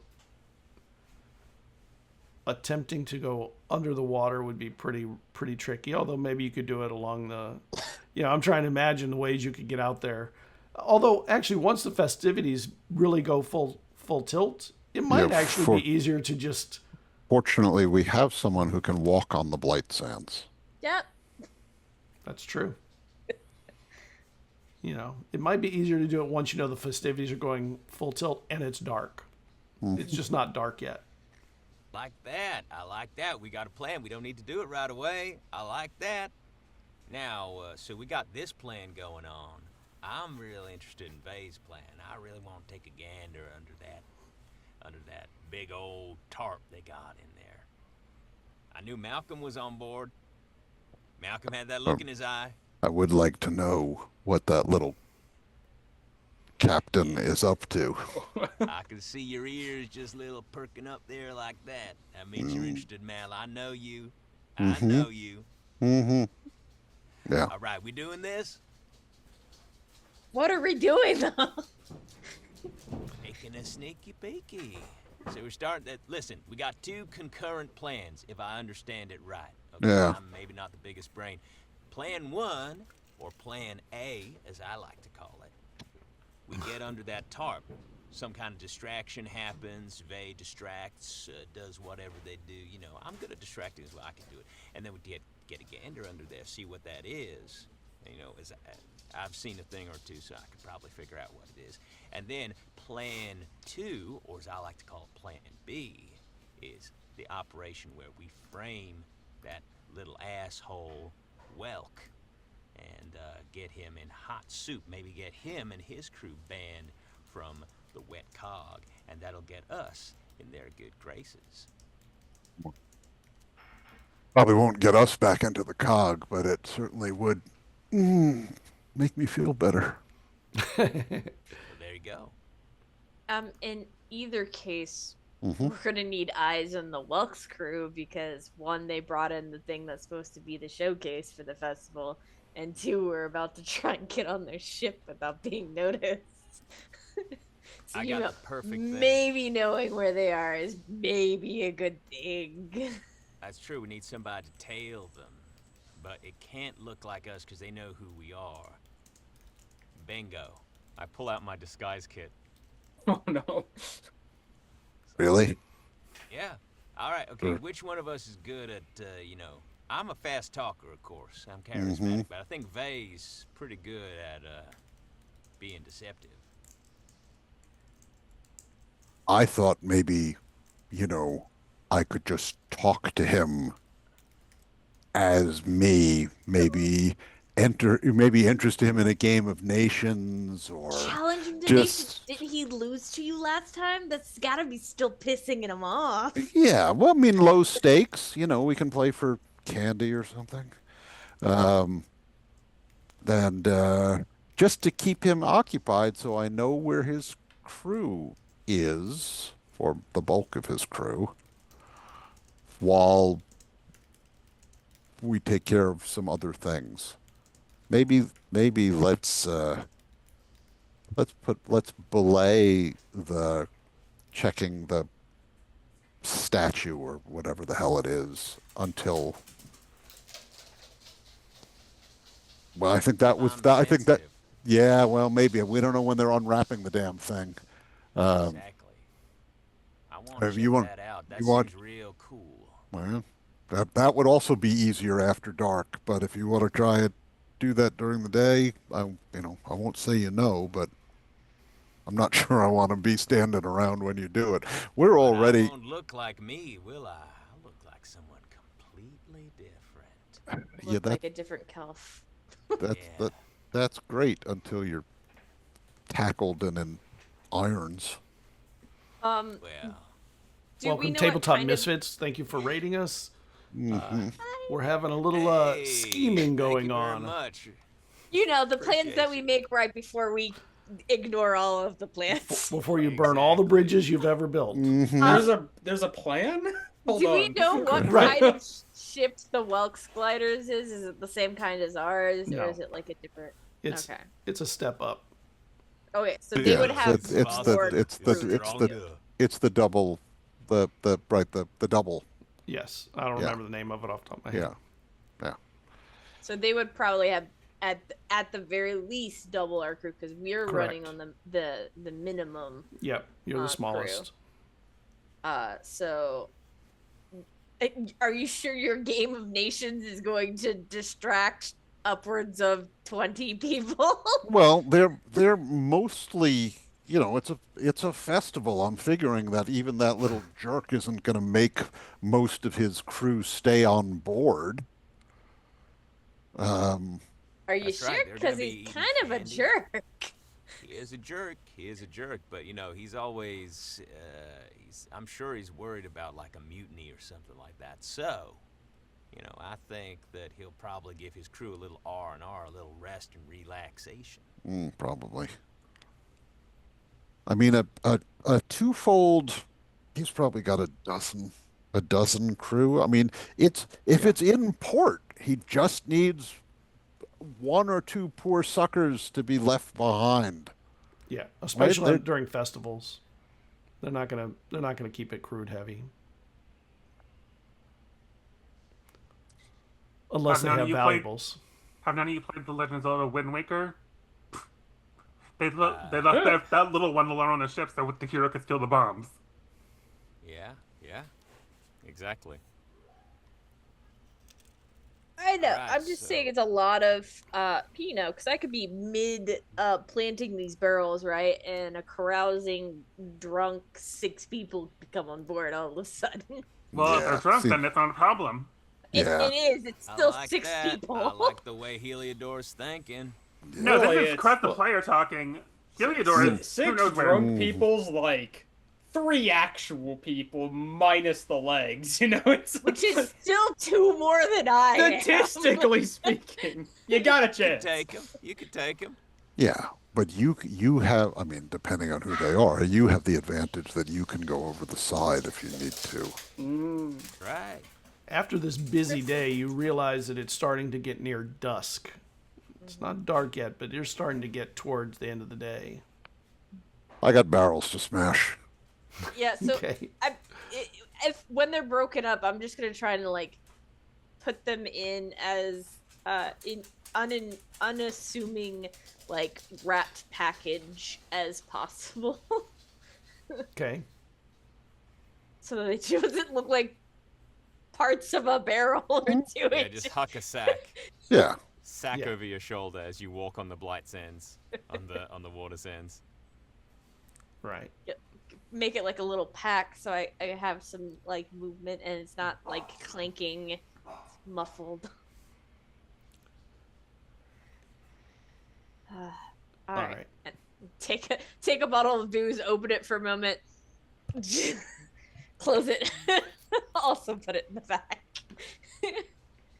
We just have a quick nip on that first. Oh, that's good mush. That's good stuff. All right. If I don't make it back, Yeah, we'll remember you. no, Yeah. no, just burn the theater down. Just leave. Burn the theater down. We just got it set up. All right, fine. Maybe we can do some kind of insurance thing. Zai only said this because she knows that while everyone else will ignore her and just take it as a joke, Jens will take it seriously. Oh, I'm locked in. I already got my matches on me. Yeah. So just start walking. And I'm going to try to be as stealthy as possible, just kind of like sticking to the edges of the festival, staying away from the brighter lights, maybe like moving with the crowd when a crowd moves, and trying to get to a place where I can unobtrusively start walking on the water sands. And what are the rest of you doing when Z starts carousing their way to the water sands? I think I missed all of this, and I'm just working the theater, in all honesty. Trying to get the interns going.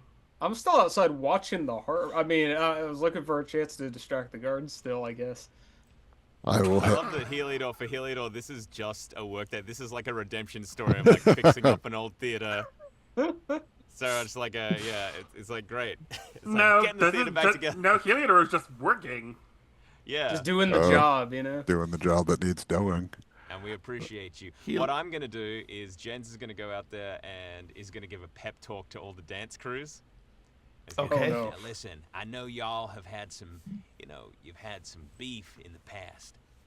One of you crews served the other crews served back, everybody's serving each other. But here's the thing, it's the festival, all right? It's a special day. It only comes around every so often. These bright, beautiful creatures are in the air. You can see the beauty of the blight all around us, and it's moving through all of us. So today we squash the beefs. We put all those rivalries to rest, and we put on the best damn show you have ever seen. Who is with me? They're aroused. Can I get a roll from you? Hell yeah. All right. Watch me fail. Are they roused angrily, or are We'll they find roused out which kind of excited? arousing that is. Oh, let's go. That's a 9. Oh, no. They're like, What yeah, is- we're what with did you. I But need? when do we get paid, by the way? That is a wonderful question, and you can address all of those concerns to our quartermaster, Helio. But let's put on a great show first, all right? Let's go. Chop, chop.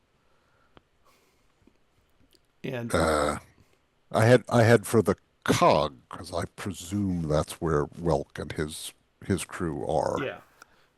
yeah. And they're outside of the cog, Yeah. sitting at a table, watching the dance festivities and all that kind of stuff that are in the center of town. But you can see people are kind of moving all about the area, and when the show begins to start at the theater, you see a percentage of the crowd starts kind of moving that way too. What are you doing, Vay? Where are you at, and where is Heliodor staying at the theater, keeping an eye on that? Z, what are you and Vay doing? Oh, I know you're doing Z. Sorry, what are you doing, Vay? Well, so I was watching the harbor. I guess at this point, I don't know. I guess I probably wouldn't see Z because I don't know what the plan Can I get a is. perception check from you? Sure. Why not? I do not have any bonuses. No, okay. 11. Okay. Malcolm, when you get over to the area where the cog is, you see that that Amon and the crew are. It seems like, if not all of them, most of them are there, and they're all drinking. About what I figured.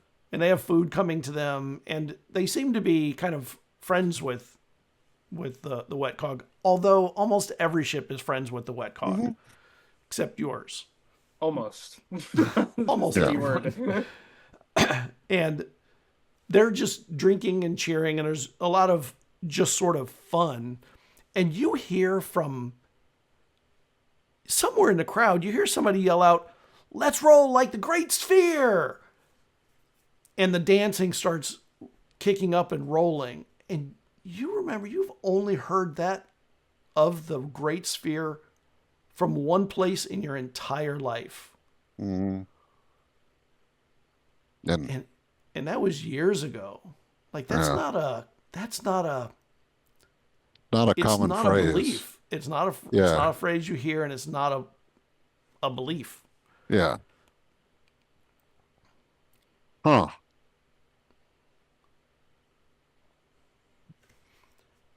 Oh, like the Great Sphere. You see from across the dance area, there is an old kelf sitting at a chair at a table by herself with some food and drink. And she seems to be looking, if not at Malcolm, in the direction of Malcolm. And she seems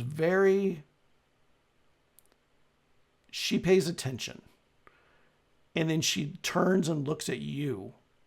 And you catch eyes for that moment, like when you, catch eyes with someone that's you're staring at. And she just continues looking. At me And or then at she- Malcolm? At you.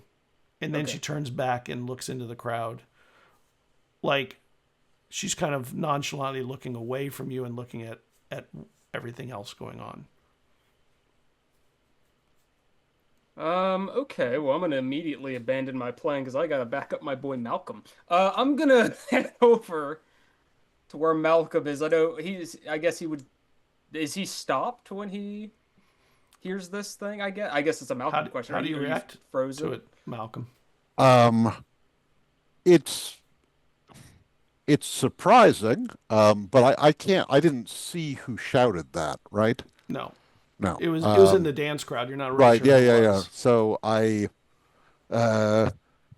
I know that that Z is currently planting evidence on Welk's ship. So I want to make sure that that they are occupied, and also that I have an alibi.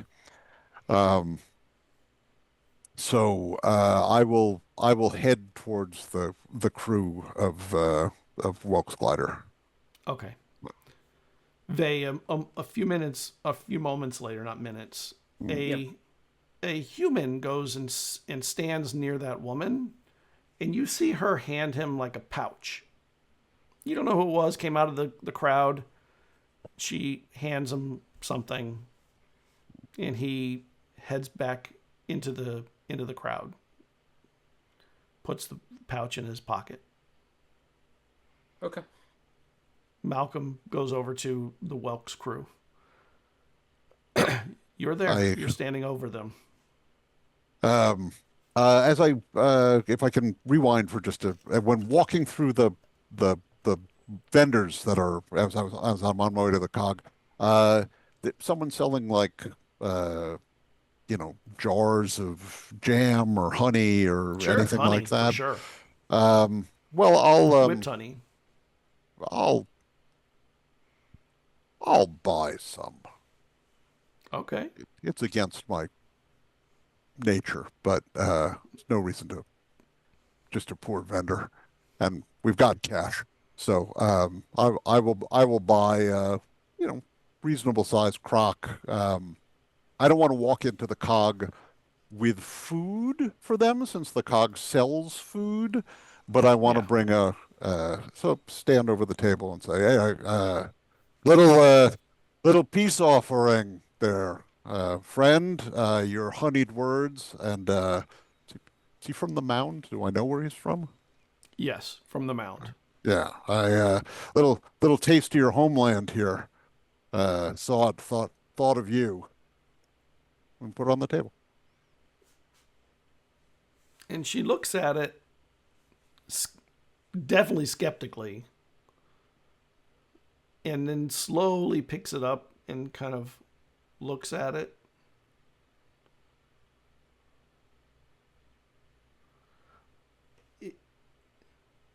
Are you trying to?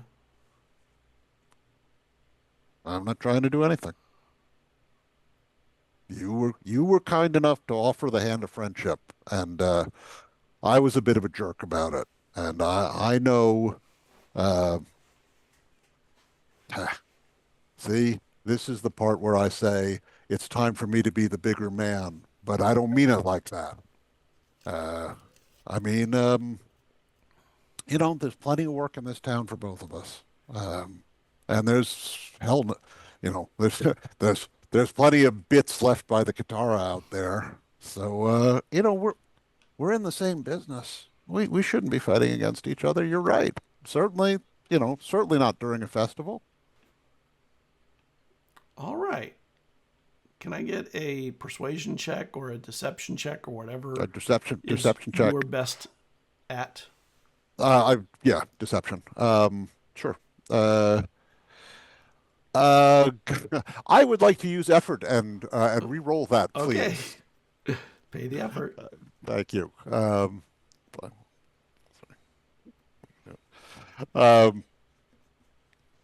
that and can I forget? Can I put effort into this to reduce the second roll to reduce the to ease it for me?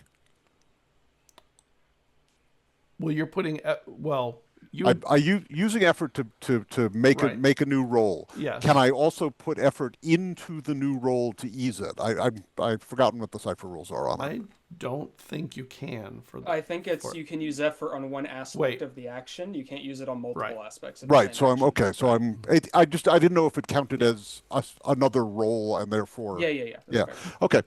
Super. That's a 19. Okay. And Amon sits back and looks you over. All right. You know what? I think this might be an opportunity to kind of put some things behind us. Why don't you get your crew and why don't you all come and join us? Hold on. Let me ask for a moment if Vey is allowed to have a drink. I'll put in a good word. And he gets up and walks into the establishment for a moment and comes back.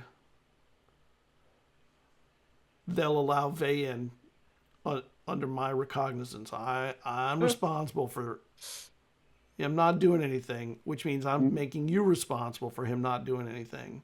Well, thanks very much. I will keep. They've sort of scattered to the eight winds. The crew has. Would take me a little while to round them up. Well, Vey's over there. One of them Yeah, it's says. I'm walking up. No. I know. Believe me, I know where Vey is. But the other ones, Jens is out preaching somewhere, and God knows what he's getting herself up to, and Heliodor's probably back at the theater, but I'm not even sure of that. I'd have to go and check. I gave we're on leave here, so Vey, I gave you were pointed at you from Yeah. the table. You recognize being pointed at from somebody at the table that he's speaking at. Who Are you- in this context? the What? gnome. The gnome. Welk pointed at you. Okay. Yeah, one of I- Wilk's I'm- crew. Okay, so I had a process here I was gonna go through. I have my journal that I have a bunch of drawings and stuff in. I was going to take out one of the pages, and we'll say as a callback to when we did the alcohol borrowing job, I was gonna write some kind of coded language on a piece of paper and hand it to Malcolm, and then just kind of watch for a second, be cordial, and walk away. That was gonna be what I was gonna do. But I Okay. guess I would stay hearing the conversation.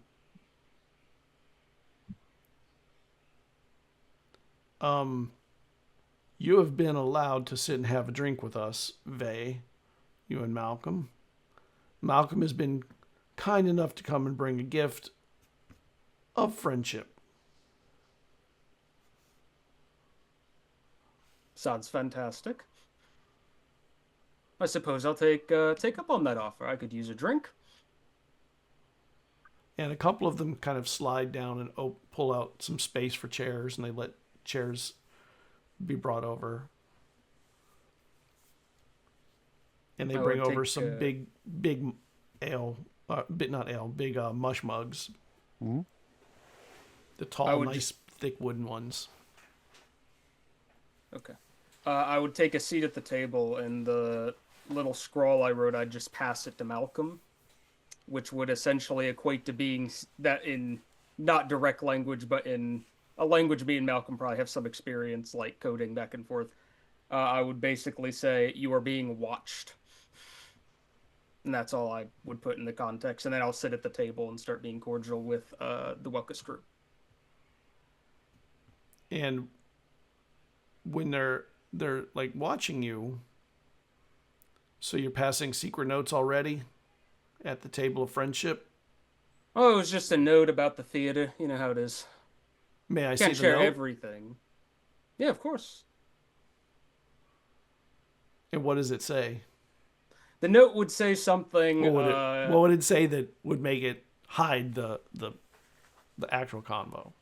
It would say something like the equivalent of, I don't know. There's not sharks in this universe. I don't No. know if there isn't, but whatever would be the closest equivalent to shark, and it would be "shark in the water" would be essentially the phrase that's written on it.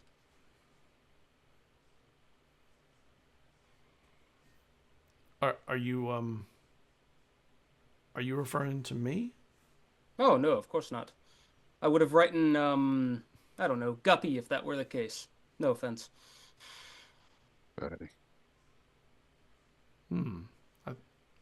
Interesting. I thought you were trying to make amends here and come as friends, and Oh well, I'll accept your drink and have a conversation, of course. You know, some business has to stay private between crews. and they sit down, or they sit and they look at each other. Would you like food to go with the drink? We've ordered. Well, the table will be a banquet. I would Families. be open. And they bring some extra plates. Add their food cost to my bill. We'll take No, care no, of no, no, this. no, no. Yes. No, no, no. You brought the whipped honey. I appreciate a kind gesture. Well, I actually I have an excellent use for this note, and I do torn and restored. I have sleight of hand, Okay. so I tear it up nice. and tear it up in front of him, and then restore it. Okay. I mean, large enough. I mean, I'm not Jens. I'm not a performer. Right. But know a trick. large enough that I'm keeping particularly that sort of stuff, vanishing stuff with my fingertips. Keeping the crew's attention. Watch close. And While you this want is me to- going on, Z, you have gotten into the water sands. and are walking along the dock edge out towards the boats. I'm gonna keep low. I mean, like, my clothing is gonna help me like blend a little bit because it's like layered, ripped black undershirt with tattered like cloak bits put together that like are like camouflaging, mimicking the water sands. And I have the hood up, so if I do get spotted, you can't tell it's me. Waiters up. Like, and as low as possible on the water sand, just kind of like. Can I get a stealth roll? Oh yeah, I want to go to like the back end where like the anchor is down. I don't want to be near where like the dock is. Okay. Can I get a stealth roll? Yep.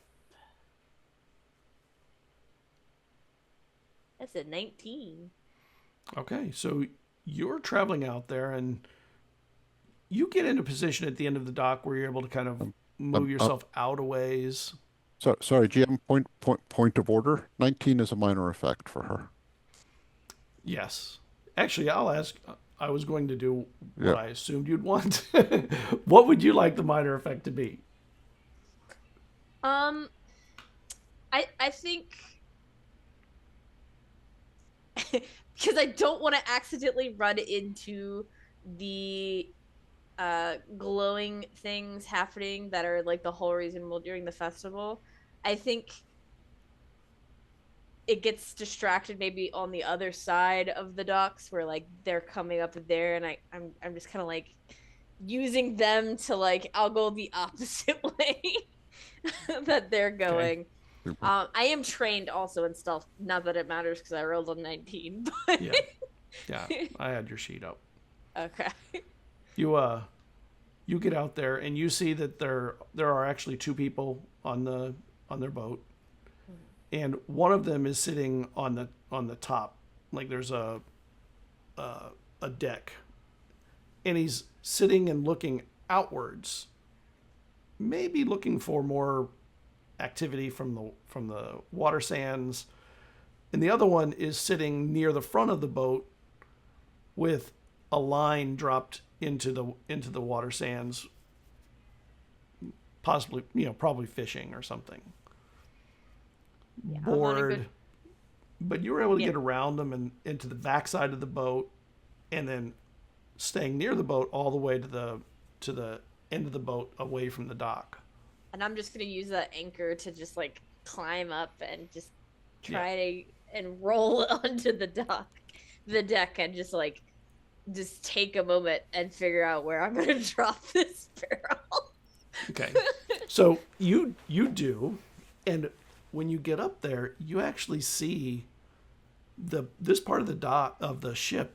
There's actually a bunch of other planks of wood and stuff, and there's an anchor, but not this ship's anchor, like an extra anchor, and there's a beam, like from the front of a ship, that it says the Howling Ghost.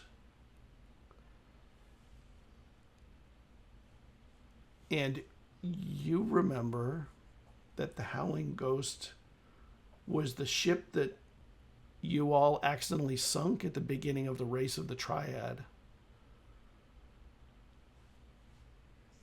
Good times. Yeah. Accidentally. The one that got the village banned from the Triad for the next 10 years. Not our finest hour. Is that front tied to the anchor or connected to the anchor? No, it's like pieces. Like it looks like salvage. How large is the section that says Howling Ghost on it? It's mounted to a piece of wood that's probably about as long as you are, as tall as you are. And it's a heavy piece of wood. It's like that ship was a pretty robust ship. And you said the name is mounted to it, so it's like it's like a metal plate that was mounted to the side of the ship, like a nameplate to give it prominence. Is there? I have both a bag of light tools and a bag of heavy tools. Is there a way for me to get the nameplate off of this piece of wood and just like, oh no, in the water sands? Second time the ship has gone down. You could. You'd have to. It would take you it would take you time because you have to do it quietly. Like you could do it for sure loudly. But to do it quietly is a little tricky. I would take my time because I'm gonna assume I know this is not always gone well for you, but I'm gonna assume the rest of my crew is doing what we had planned. Oh yeah. And take my time getting it off, and then I'm gonna hold on to it because I don't want to make like a splashing sound. And then after that, once I get the barrels and stuff off and I'm walking back, I'm just gonna casually like slip it into the water sands somewhere on my way back. So you're working on getting it off of it right now. Yeah, I'm gonna take my time and get it off because I'm like, maybe we didn't find the ghosts, you know. And salvage, yes. Ghost, no. Yeah, you're out there working on that. Back at the establishment, the wet cog where Malcolm and Bay are eating and drinking at the moment. Eating will be coming later. Mm-hmm. One of the elders comes over to Amon and says, we're gonna take care of the ceremony now. Okay, I just want to let you know. You know, oh, wonderful, perfect timing. And it's like just the sun just sets, so it goes dark. And when it sets, and you see this the most, Z, you see another big, like large upswell of the bioluminescent insects. And it's a huge number that almost makes like a beautiful curtain of aurora light all through the sands here. And people, instead of cheering like they did earlier, you get kind of like an audible awe. Because it's such a big, beautiful, like it's just curtains across the whole horizon that suddenly take flight. And a few musicians, the ones who know what they're doing, they play the music that enhances that scene. Like a violin kind of softly comes in. There's, nothing plucked or hard, no rhythm, just sort of soft, delicate, moving music. Almost ambient in a way. Right.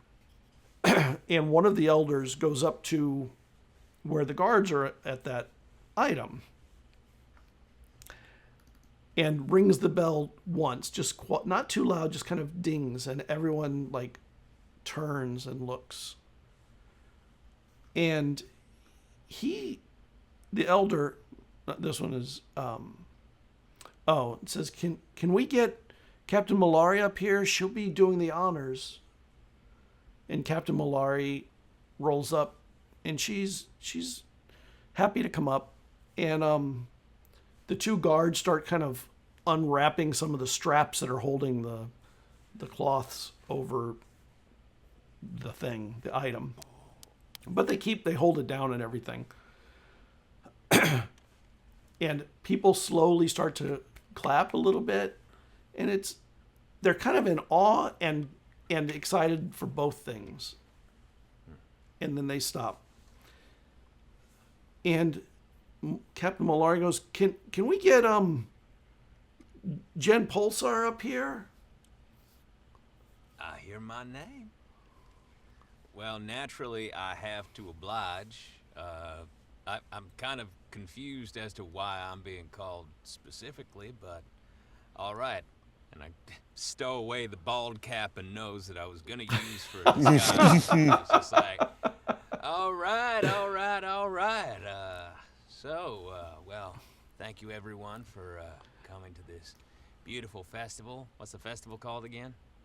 Aurora Dance. The Aurora Dance. Yeah. Aurora Dance. Another beautiful Aurora Dance as we take another turn on this globe, or flat plane, as some of you prefer to think of Harrow as. Do I have any idea why I'm being called up? Not at all.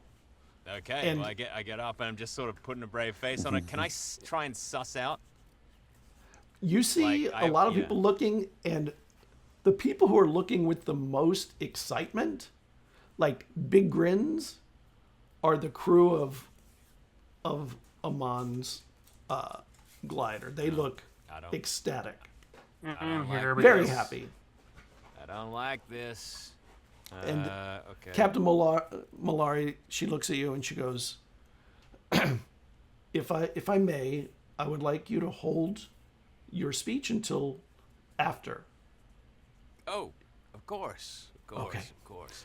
So it is with great effort that one earns a place of respect in Lethira's Eye. That's the name of the village, by the way. It's nicknamed the Eye, but it's Lethira's Eye. And no one ever calls it that except in formal situations. This happens to feel like one. Friends, mates, and citizens of Lethira's Eye, we gather at this hallowed wharf to celebrate the extraordinary spirit of an adventure and the indomitable will of the crew of the Grinning Jack. Captain, members of the crew, your names have become synonymous with a certain kind of ingenuity. The daring with which you navigate the treacherous currents of the open water sands and the open market, the valor you display is the stuff of legend already. You represent the very best of our seafaring tradition, pushing boundaries and defying expectations in pursuit of prosperity and glory, which we all do here. You're the embodiment of the trailblazer, the epitome of the merchant adventurer who built this rightly honored place from humbled beginnings. Indeed, you've brought us a notoriety we could never have anticipated.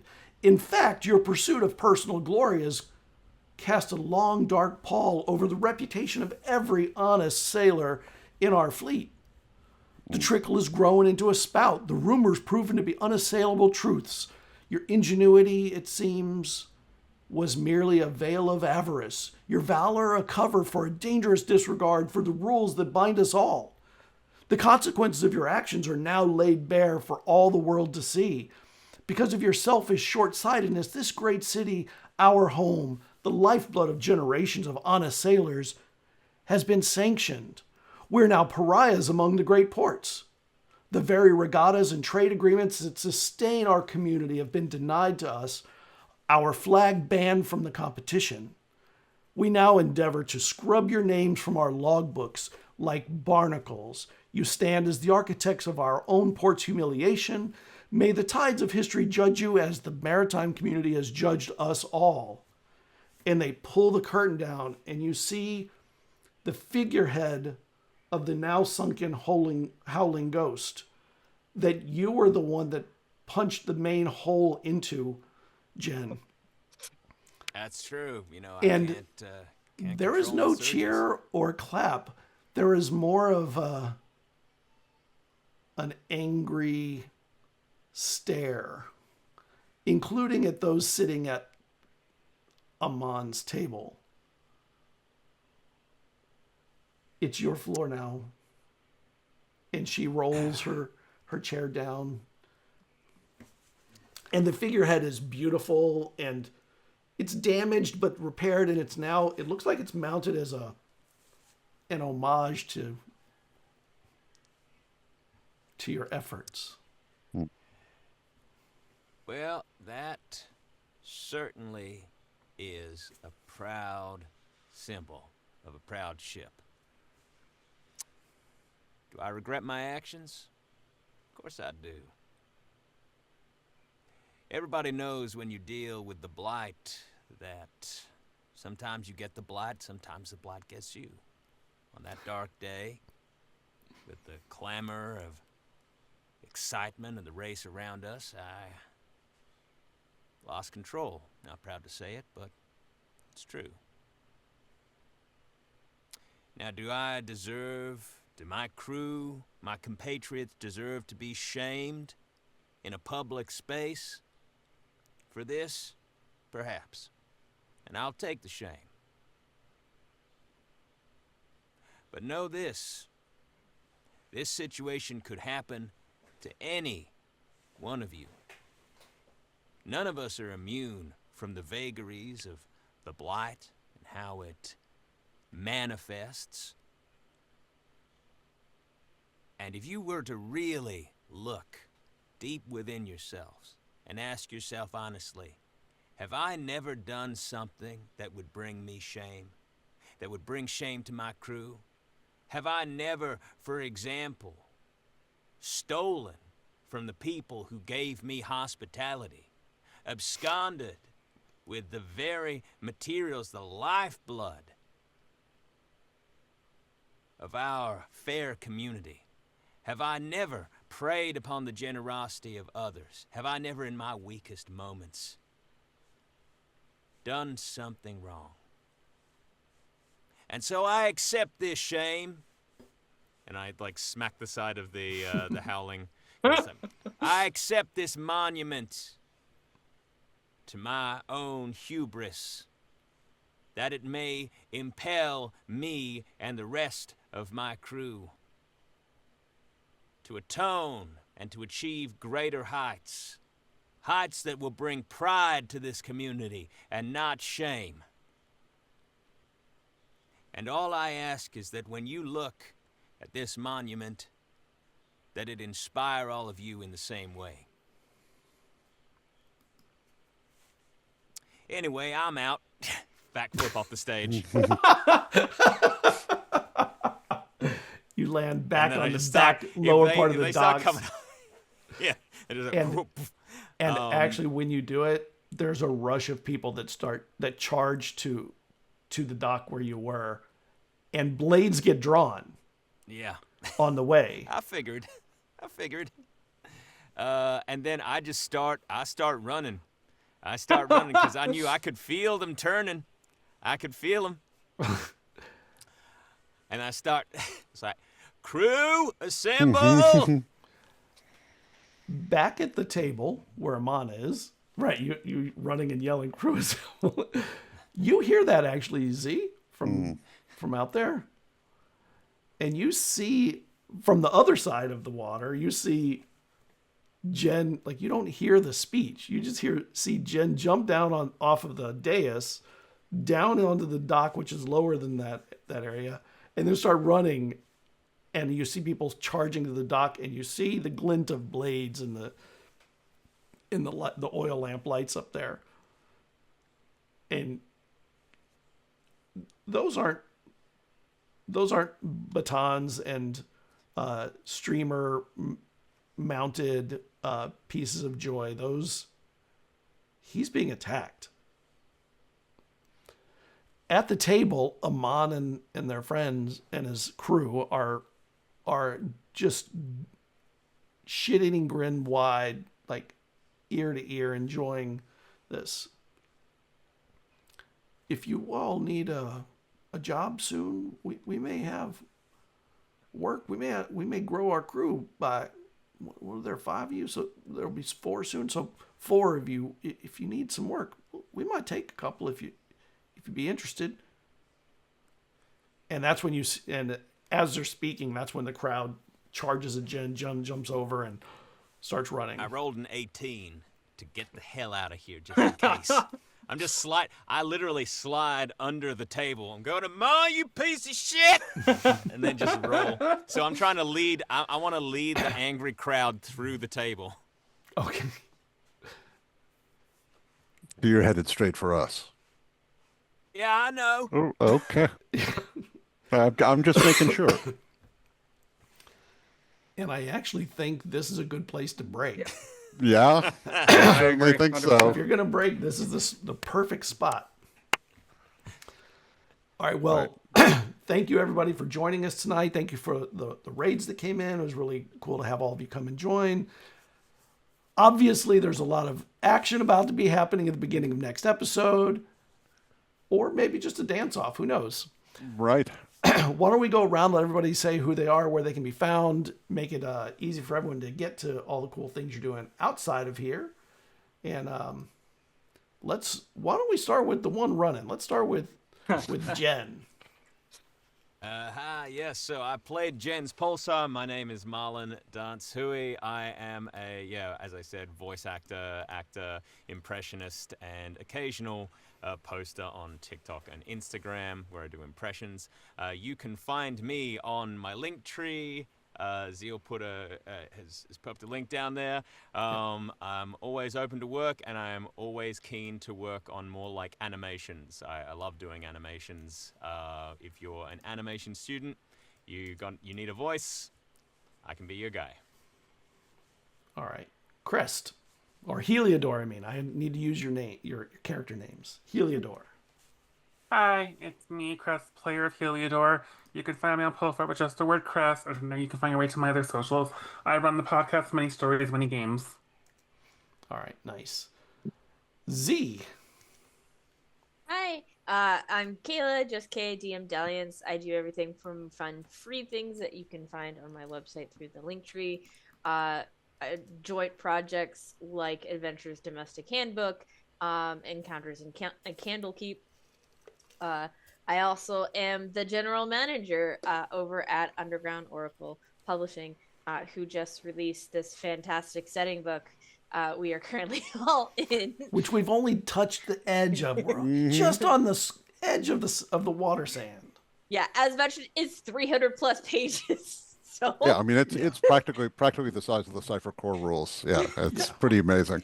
So there's tons of stuff in there that we may get to, we may not get to, but I hope you enjoy all of it. Everything you can find through that link tree that Scott dropped, including my socials, and my socials also link to all of the UO publishing stuff too. If you want to keep an eye out on stuff, you might have seen us drop a Dagger Hearts Halloween little tidbit to start dropping hints about our entrance into the Daggerheart space for Daggerheart compatible things and campaign frames and all that good stuff. So keep an eye out for that. Yeah, it's been a lot of fun. Hopefully Zai doesn't die. Hopefully. All right, Vay. Oh yeah, I played Vay. My name is Jayke. I am an author. I am a TTRPG publisher. And you can find me on my link tree on Bluesky, Twitter. You can find the books I have authored. One released this year called Into the Fragment Realms. If you want to check it out, really appreciate it. If you need some new 5e content. 2014, because we wrote it before 2024 was out. So, but I had a great time, and I can't wait to see how this unfolds. And hopefully Jen's uses the table as a shield. We'll see. Better the table than me. For sure. Yeah. Yeah.